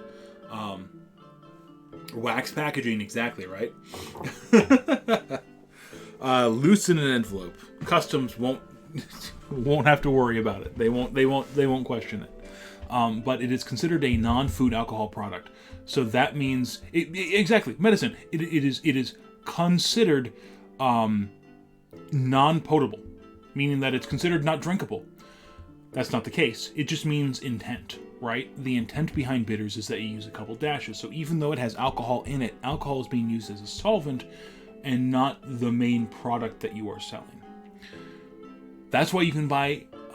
That's why you can buy vanilla extract and other extracts in the baking aisle and not at a liquor store, even though vanilla extract is usually like 47 or 48% ABV.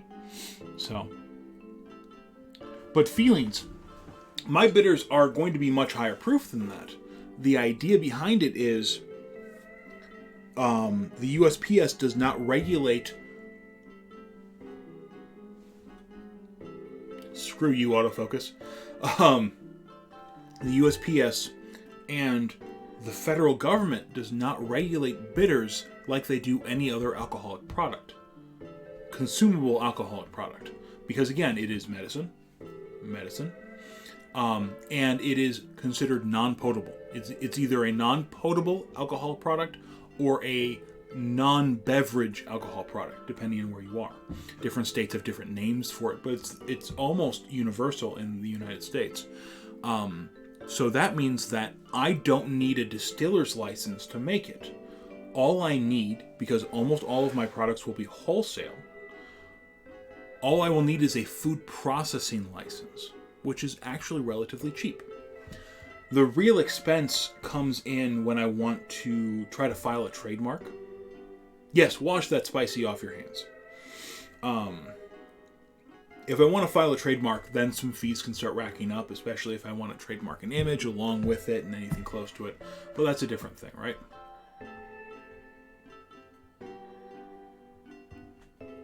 PN.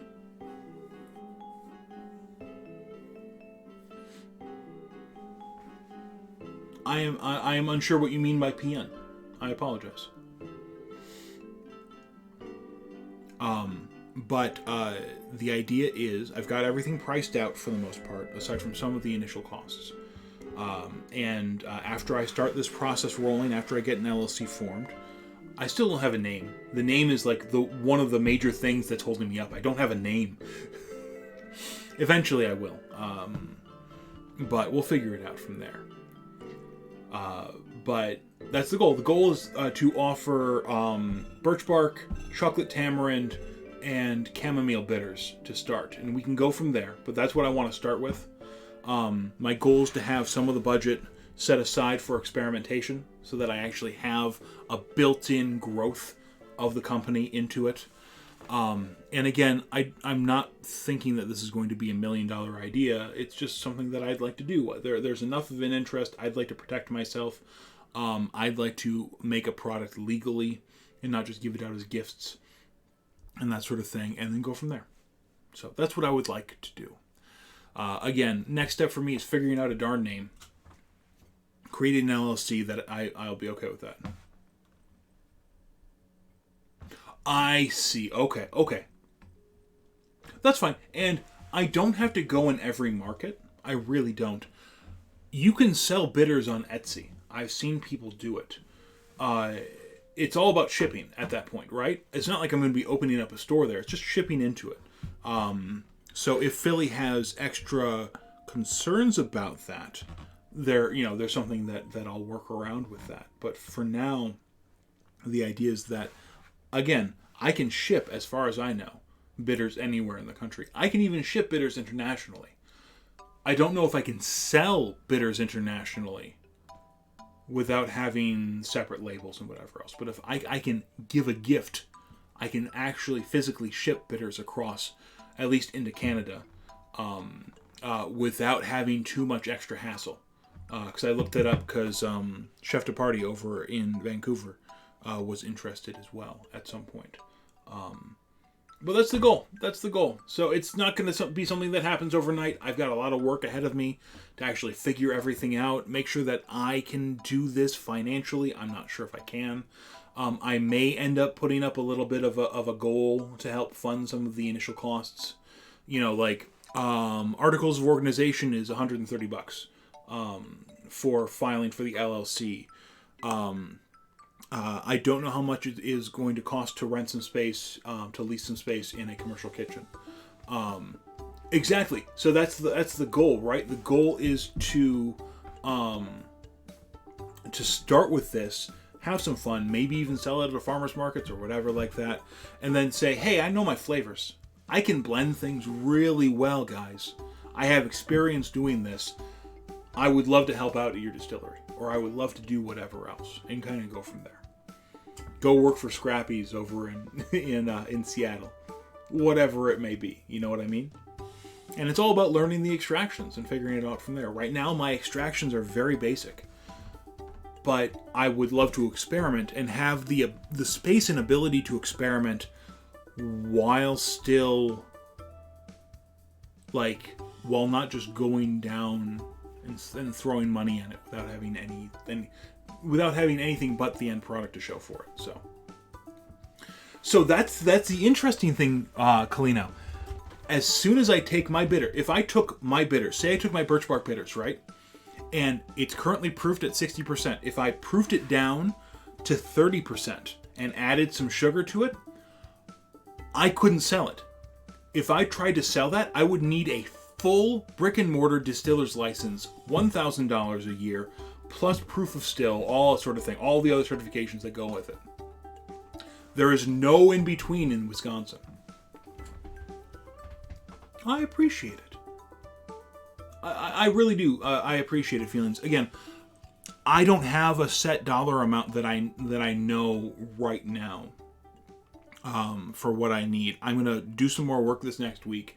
Try to get that figured out, because the idea would be to have some good non-reactive large containers that I could store the stuff in. Initial bottle runs, how much inventory I want to build before I start selling it. I have no idea what I need. Am I going to need 50 bottles of each, 100 bottles of each, all that sort of thing. So yeah, I agree entirely. It's not going to be the next Angostura. I will be very lucky if it is more than one run. But it's interesting, and I want to see what happens with it, because I like that. I like doing that. All right, so that's my little pitch. That's my little my 15-minute long elevator pitch. Very long elevator ride. But I appreciate you guys listening to that. That is one of my next steps. It's how I'm going to get. It's one of the ways I'm thinking of getting into the industry. It's one of the ways I'm thinking of taking this hobby that I love very, very much, and very slowly moving towards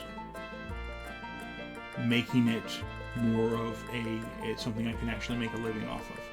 So we'll see.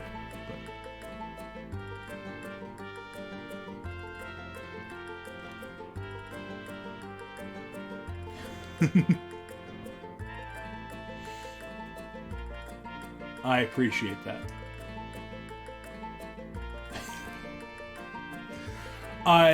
So the thing about being the next Angostura is that I would have to last 200 years. My bitters company would have to last 200 years and be in every single bar across the world, basically. So, if someone would like to hold on to that clip for 200 years and present that to several layers of next of kin of mine, assuming that they exist, feel free. Love it. Clip it. Clip away. I think me saying clip it actually has people do that, so...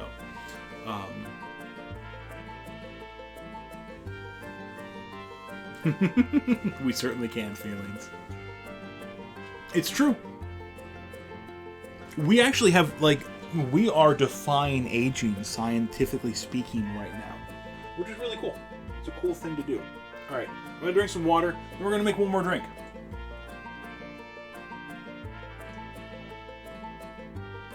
And I thought this drink would be appropriate for today, because it is one of the flagship cocktails of Amore Amargo.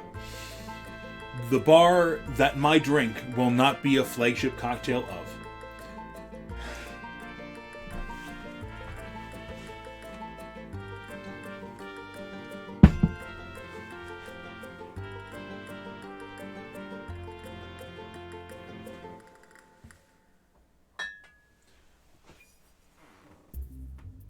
Thank you, Nix. I appreciate that. Ignore this. This is supposed to be Rittenhouse, but I thought I had a bottle of Rittenhouse, but I cannot find it, so I don't think I have it anymore. So we're going to deal with that. Just use that.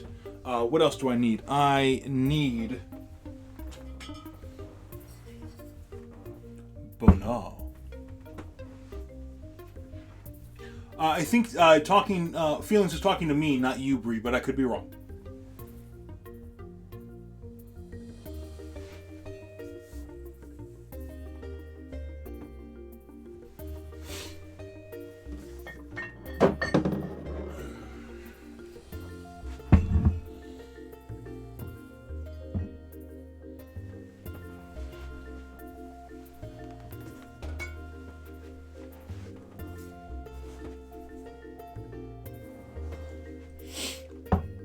With that in mind... Oh, no, not a problem.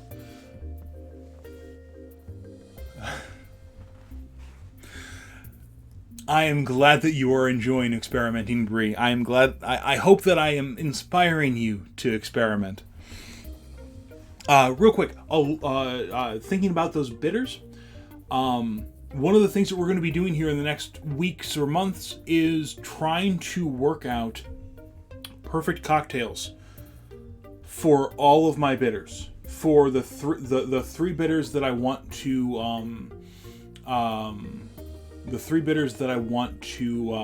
to produce, because I would love to be able to go to places. Again, I don't know how much marketing I'm going to do for this, but if I go to any bar or whatever, I want to be able to say, yeah, these birch bark bitters are fantastic in a martini. This chocolate tamarind bitters is so good in a whiskey sour. Whatever it may be, right? And that way I can kind of tailor a whole bunch of different cocktails to different places and go up to them with that. So it's true. That is 100% true, Muinamir. As viewers of this stream, you are all cocktail hipsters. And I appreciate you all. And know that the only way that you will be cooler than everyone else is by owning a bottle of my bitters. So, I don't have too much samples or too many samples right now. I will eventually, though. Okay, so this cocktail is called the Sharpie Mustache, and it is created by Southern Teague, served at Amore Amargo. It's one of the few cocktails that has been on their menu since they opened. It is an equal parts cocktail of rye, gin, London dry gin, banal, fortified wine, aromatized wine, Amaro Moletti, and then it's supposed to have a dash of tiki bitters. I do not have any tiki bitters, so instead I'm going to be combining his driftwood bitters and Angostura bitters for this. I appreciate that, Brownie. Thank you. So let me, one, welcome in. Thank you so much. Oh, yes. Okay. Appleton Estate and, Mount Clear Clips. Yuzu juice, yes, or shot. You're making the yuzu mai tai. Please, let me know what you think of it. I really liked that build. That build was very tasty.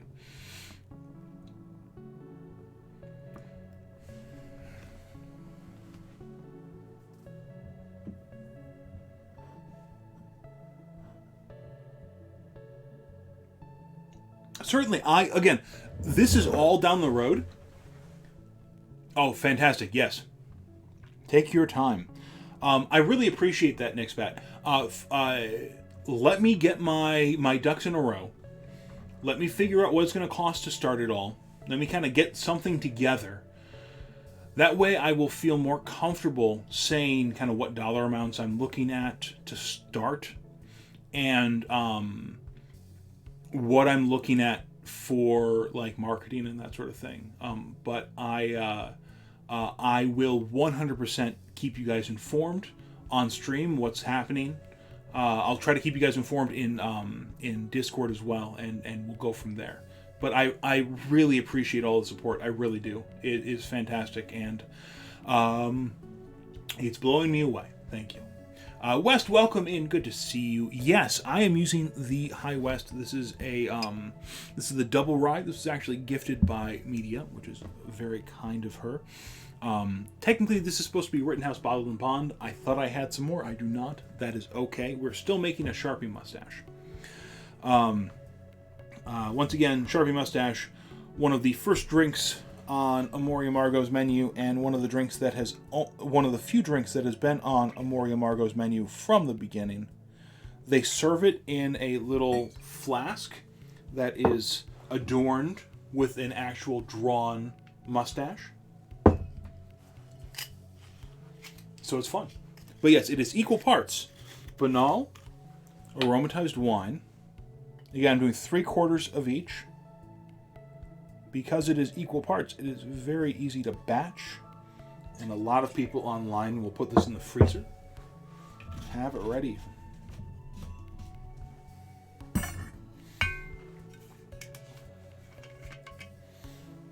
Three-quarters of an ounce of London Dry. Beefeaters is the gin of choice at Amoria Margot.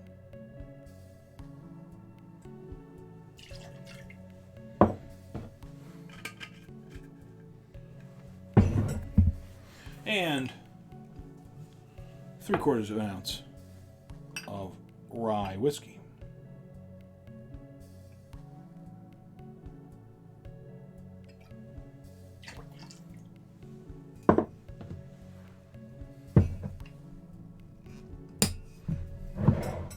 Now, for the tiki bitters, again, we're going to do 1 dash of Southern Teak's own Driftwood bitters and the Angostura. Ow. That almost didn't want to open for me. That's probably a little heavy on the bitters, but I don't care.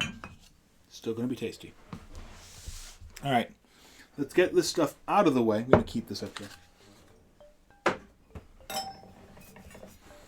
Get the bottles out of the way.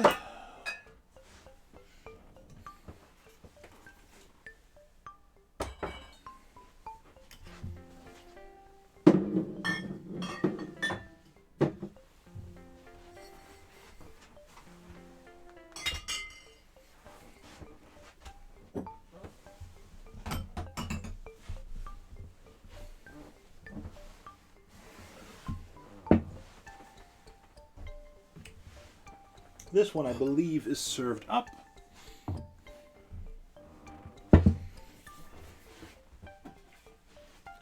Get our tray again. I just really like this thing.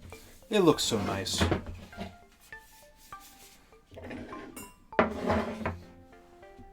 But yes, West, how are you doing? I hope you're doing well.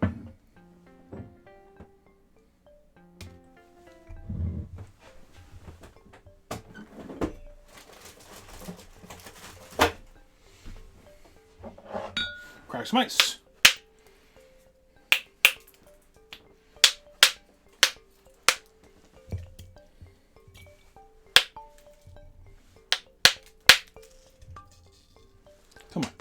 You're so close. There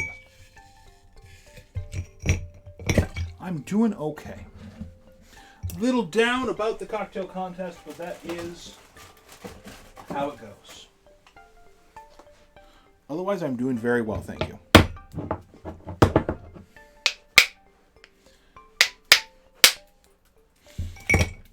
Everything else is going fine. It's going fine.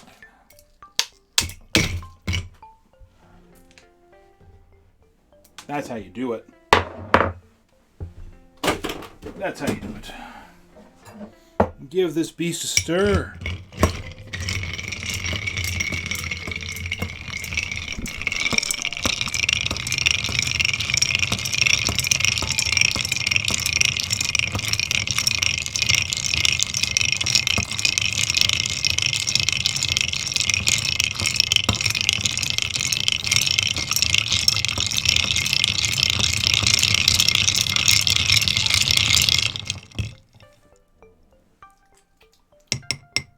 Oh yeah.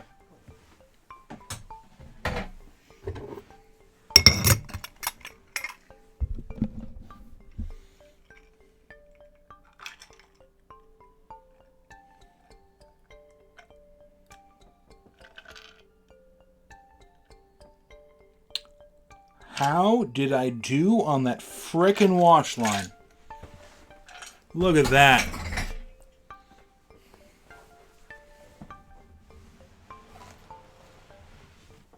Give me a job.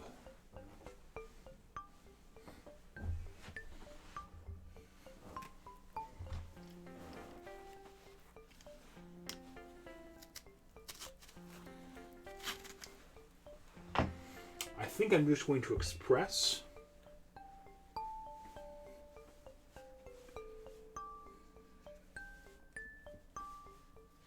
And leave the twist on the side. Take a quick picture.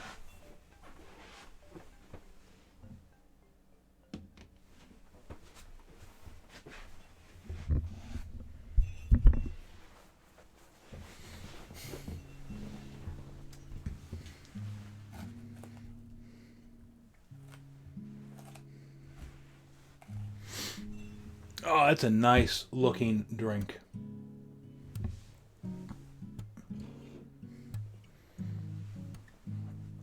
It.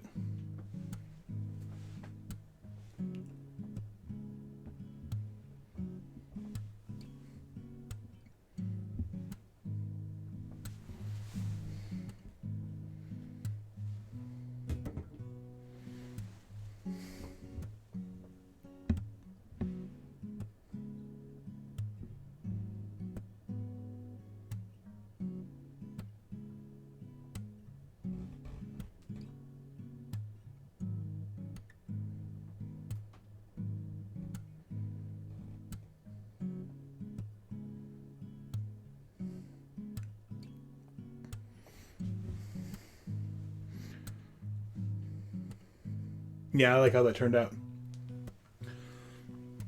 I'm really happy you like that, Feelings.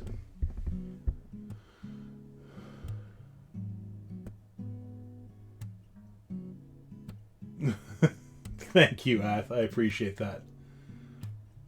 Thank you, Game of the Week. I appreciate it. Also, welcome back. Good to see you. All right. Well redeemed, Hoof-Hearted. I appreciate that. Oh, for this, yes. So this is equal parts.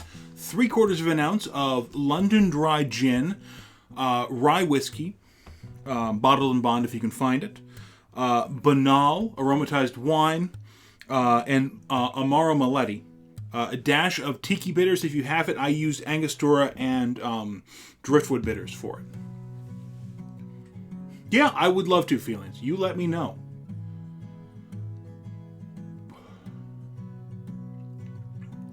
Yeah, sorry, catching up on chat here, Ath. I will I'll hold off on the citrus degreaser recommendation, but maybe for some people I'll do that. half-ounce tequila gold, half-ounce Kraken, quarter-ounce Jaeger, quarter-ounce triple, quarter-ounce gingerbread syrup, pine resiny. Interesting that you're getting that pine resiny flavor. I don't get that from Jaeger very much. I wonder if you're picking it up from the tequila a little bit as grassy. But oh, sure. Probably less tasty. That is true. I understand, Brie. It's okay. I really appreciate that. Really. Thank you. We're actually kind of slowing it down. Today was a little bit quieter of a stream. Found out I did not make the final 3 of the Home Bartender of the Year awards for 2021 competition, but that's fine. That's okay. Everything's fine. There are some tequilas that have a very grassy flavor. At least that's what I find. So I have associated that those two together. Hopefully next year. In the meantime, a Sharpie mustache. Cheers.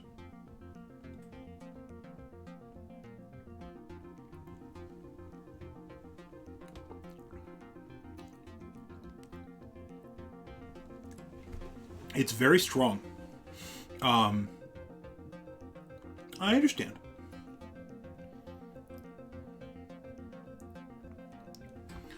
So, it's very floral, very aromatic. The kind of sarsaparilla, cola, floral note, or cola notes of the Moletti kind of get relegated to the finish, where they pair with the peppercorn of the rye, and a little bit of that kind of wine sweetness. That's on the finish there. The start of this, it's very, very floral. It really pulls the floral notes out of that Moletti.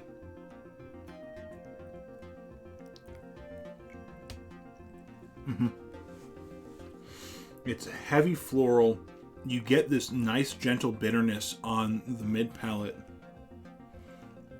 with, I'm assuming that's from the Banal, because the sweetness is carrying that bitterness. Same thing with the Moletti. So it is bitter,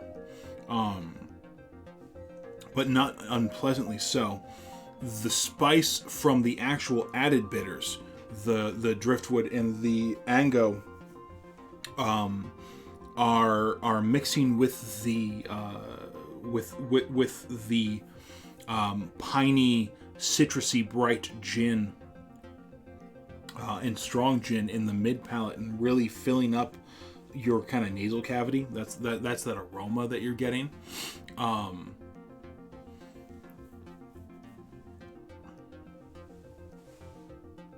I could see that with the gingerbread syrup doing that. Yeah.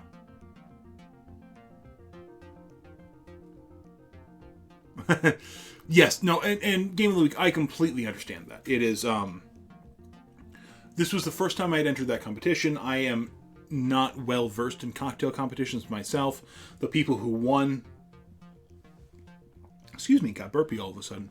The people who won are incredibly talented, and they rigorously tested all of the cocktails. So I'm hoping that I can get my scorecard back for that, so I know what to work on for the next one.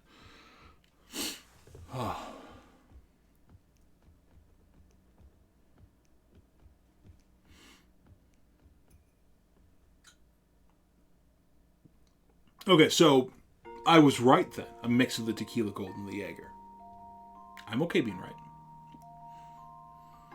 The nose does have a nice, actually just the scent of it, the actual nose of it has a nice little orange flavor to it, orange scent to it. The orange doesn't really come in anywhere else.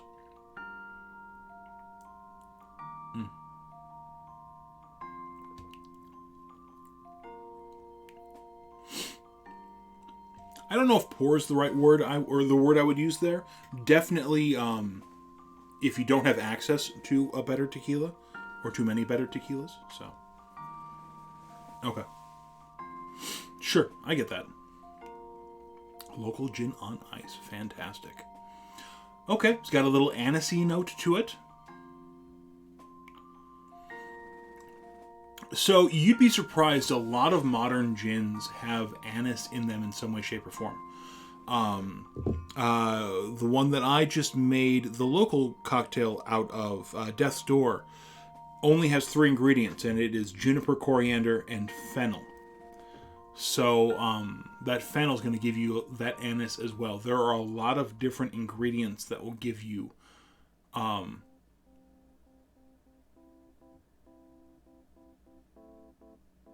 I'm very confused. I might be getting lost, Bree, and I'm so sorry. I don't mean to twist your words.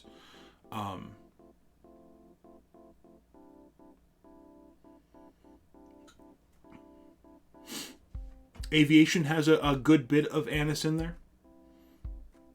Yeah, Bree, again, it is most likely me misreading and misunderstanding, so I do apologize. Unfortunately, I don't know how to, or I don't know how I would rebalance that, and I don't feel confident in giving the advice on it right now. I could definitely take a look at it if you wanted me to at a later time. But I completely understand if, and I trust your skills in being able to rebalance it yourself.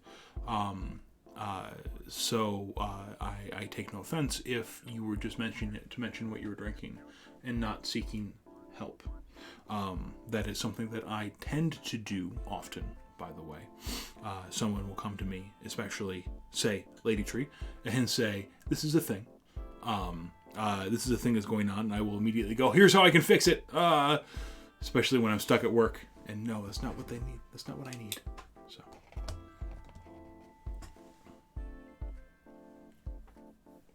Bombay Sapphire is good. That's true. Thank you. Hey, Hoofhearted, thank you so much for stopping by. I appreciate the follow. I appreciate you hanging out all night. Next week will be more exciting. I'll have more energy. All of this will be behind. So, everything's fine. Thank you so much for hanging out. I appreciate you, and much love. Cheers.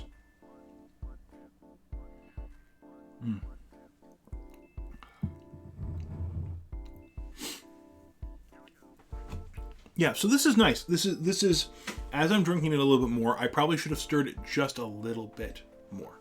Welcome back, Kalina, with that bramble. I am enjoying a Sharpie mustache. It is a very strong and boozy drink. And it's okay. It's okay. I like it. I would probably like it if it was made by someone who's been making it for 12 years. So, next up, more of that charcuterie board. That is true. I'm also going to be drinking more water. Gotta drink more water.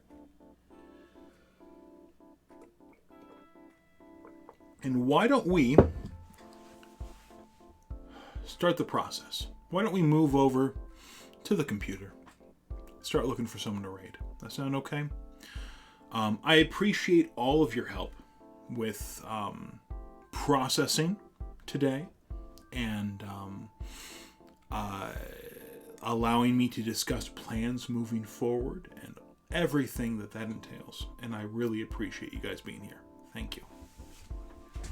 Let's find someone to raid. Yes, feelings. Humble request. What's going on? I appreciate that game of the week. I usually start at between 9 and 9:30 Central. So again, it all depends on when the kiddo goes to sleep. But yeah, I'm usually not on that late. If I'm on until like 1:30, I usually have a bad Sunday. Not a bad Sunday, just a tired and I don't not able to play as much as I should be. So feelings, I would love that. Do you have anything in mind off the top of your head that you want me to try? I will write it down. Yes.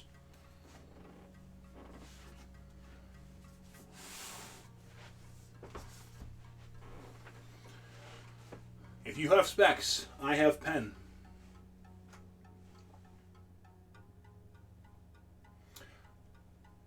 Yes. I apologize for that, Bree. Yes, that I was responding to Nick's and I didn't specify who I was responding to. So.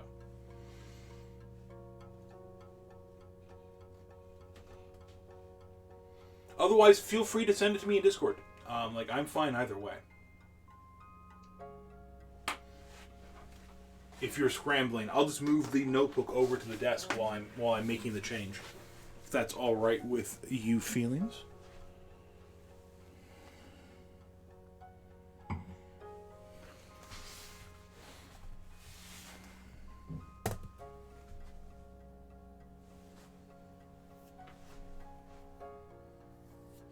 The Declination. Sure. It's a good pairing name. A good duo name.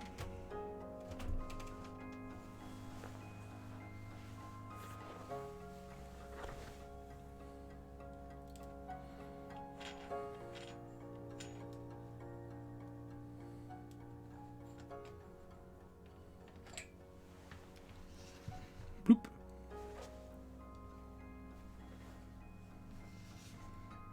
This way you can't read my insurance information.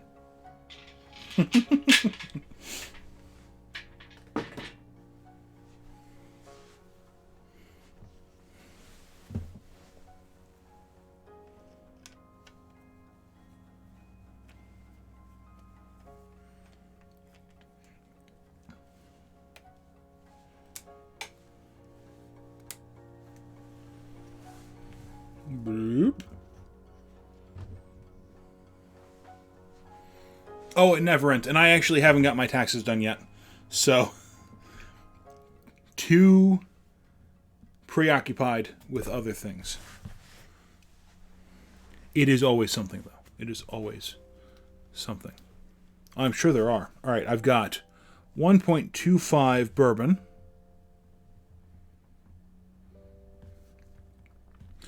0.75 elderflower. 0.5 lime.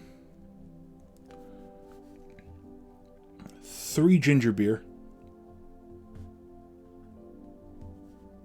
4 dash Ango.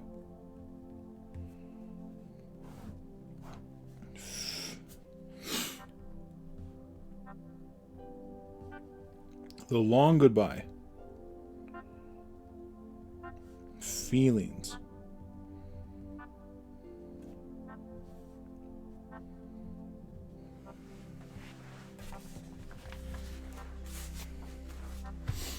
There we go. Hey, Bree, feel free to redeem it. It takes a while to for me to make that cocktail. I don't make it the same day. So feel free to redeem it whenever you want, and we will talk about what bespoke drink you would like. So, yeah, go for it. I have actually, I don't think I've ever had Galliano. So I hope you can make fun stuff with it. There you go. Bree drink.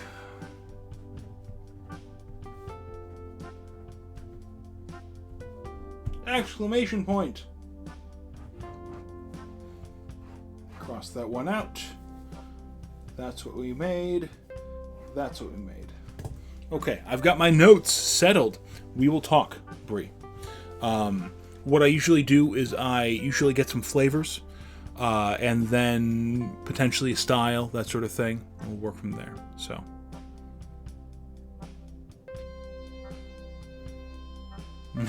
you want to work on a drink for Bree as well? Well, you can. This is my channel point redemption. That's what I do.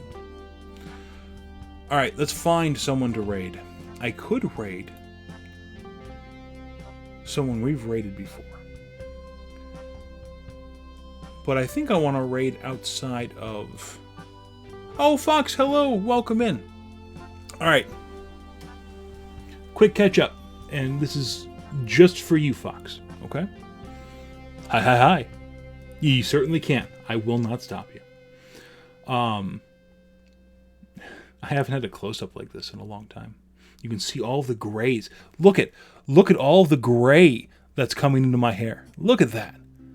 Just look at it. I've got gray coming in at both temples. Look like frickin' Wolverine. To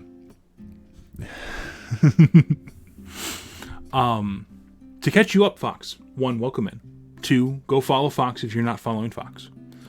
I appreciate you, Fox. Thank you. Catch you up. 1, I did not make the final 3 of the 2021 Home Bartender of the Year Award competition on Instagram. Sad about that, but that's okay. Trying not to let it define my self-worth. 2, I was gifted a bottle of Obstler from a local distillery, and I still don't know how to feel about it. I'm very happy and grateful, but I haven't received free product before. 3, I am also being gifted free bitters from Scrappy's, which is really cool, and I, again, don't know how to feel about it, so we're going to go from there. 4, I am taking the actual physical initial steps to opening up my own bitters company. It's going to start off with birch bark, chamomile, and chocolate tamarind, and expand from there. But we are working on that. So I'm hoping to have better numbers for next week. I already have how much each ingredient is going to cost per bottle, and how much each bottle will cost to produce. It's just gonna the main thing is getting setup costs and figuring out all those fixed stuff. So, thank you. I appreciate it. You are now caught up. I made an Obstler cocktail. Again, the Obstler is a fruit eau de vie combination, but since it's in German, it's an Obstler and not an eau de vie. And I made it 2 parts Obstler, 1 part Carpano Antica formula, 1 part Aperol, and a dash of driftless bitters, the cinnamon and grapefruit, from Southern Teague. And that was absolutely divine. Orange twist, great. Kind of a Boulevardier riff. And then I made a Sharpie mustache, which is all over the place. Yes, I will. I actually have no knowledge of what I need for labeling, so I will 100% hit you up. So, thank you for that. I appreciate it. I know you've mentioned having an in with labelers in some way, shape, or form.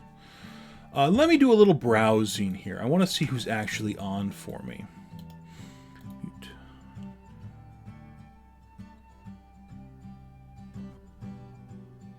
Sure, go for it. Find something fun to do.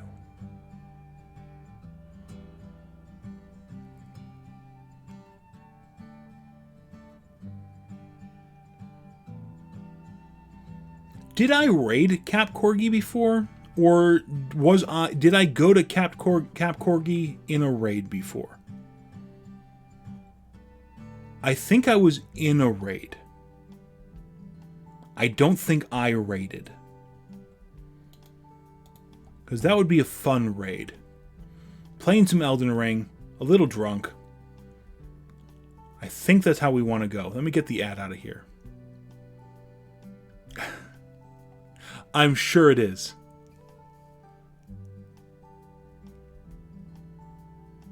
I feel that, Bree. I have no idea what I'm going to name this company. Also, my camera does not know how to autofocus on me from this angle. Turn the lights off. Goodness. Alright. We're playing some Elden Ring. We're having some fun. I think that's a good idea. Let's go and raid them. Let's go and raid Cap.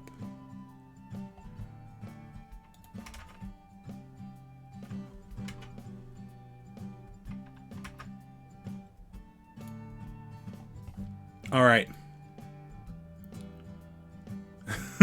That's true. That is true. Oh, fun. Oh, autofocus. No, autofocus is terrible. Anyway, we've got a raid going on here, folks. Exclamation point raid. Spam your emotes. Thank you so much for hanging out. Game of the week. Nix, Bree, Kalino, Ath. Feelings, everyone. I appreciate you all. Thank you for the resubs. Thank you for hanging out with me. Thanks for keeping me company. I don't really have a good sign off of any sort. Feel free to use the new hype ones. Yes. Hype up those emotes. Yeah. Have a good night. Have a good week. We'll be back. Chat in Discord.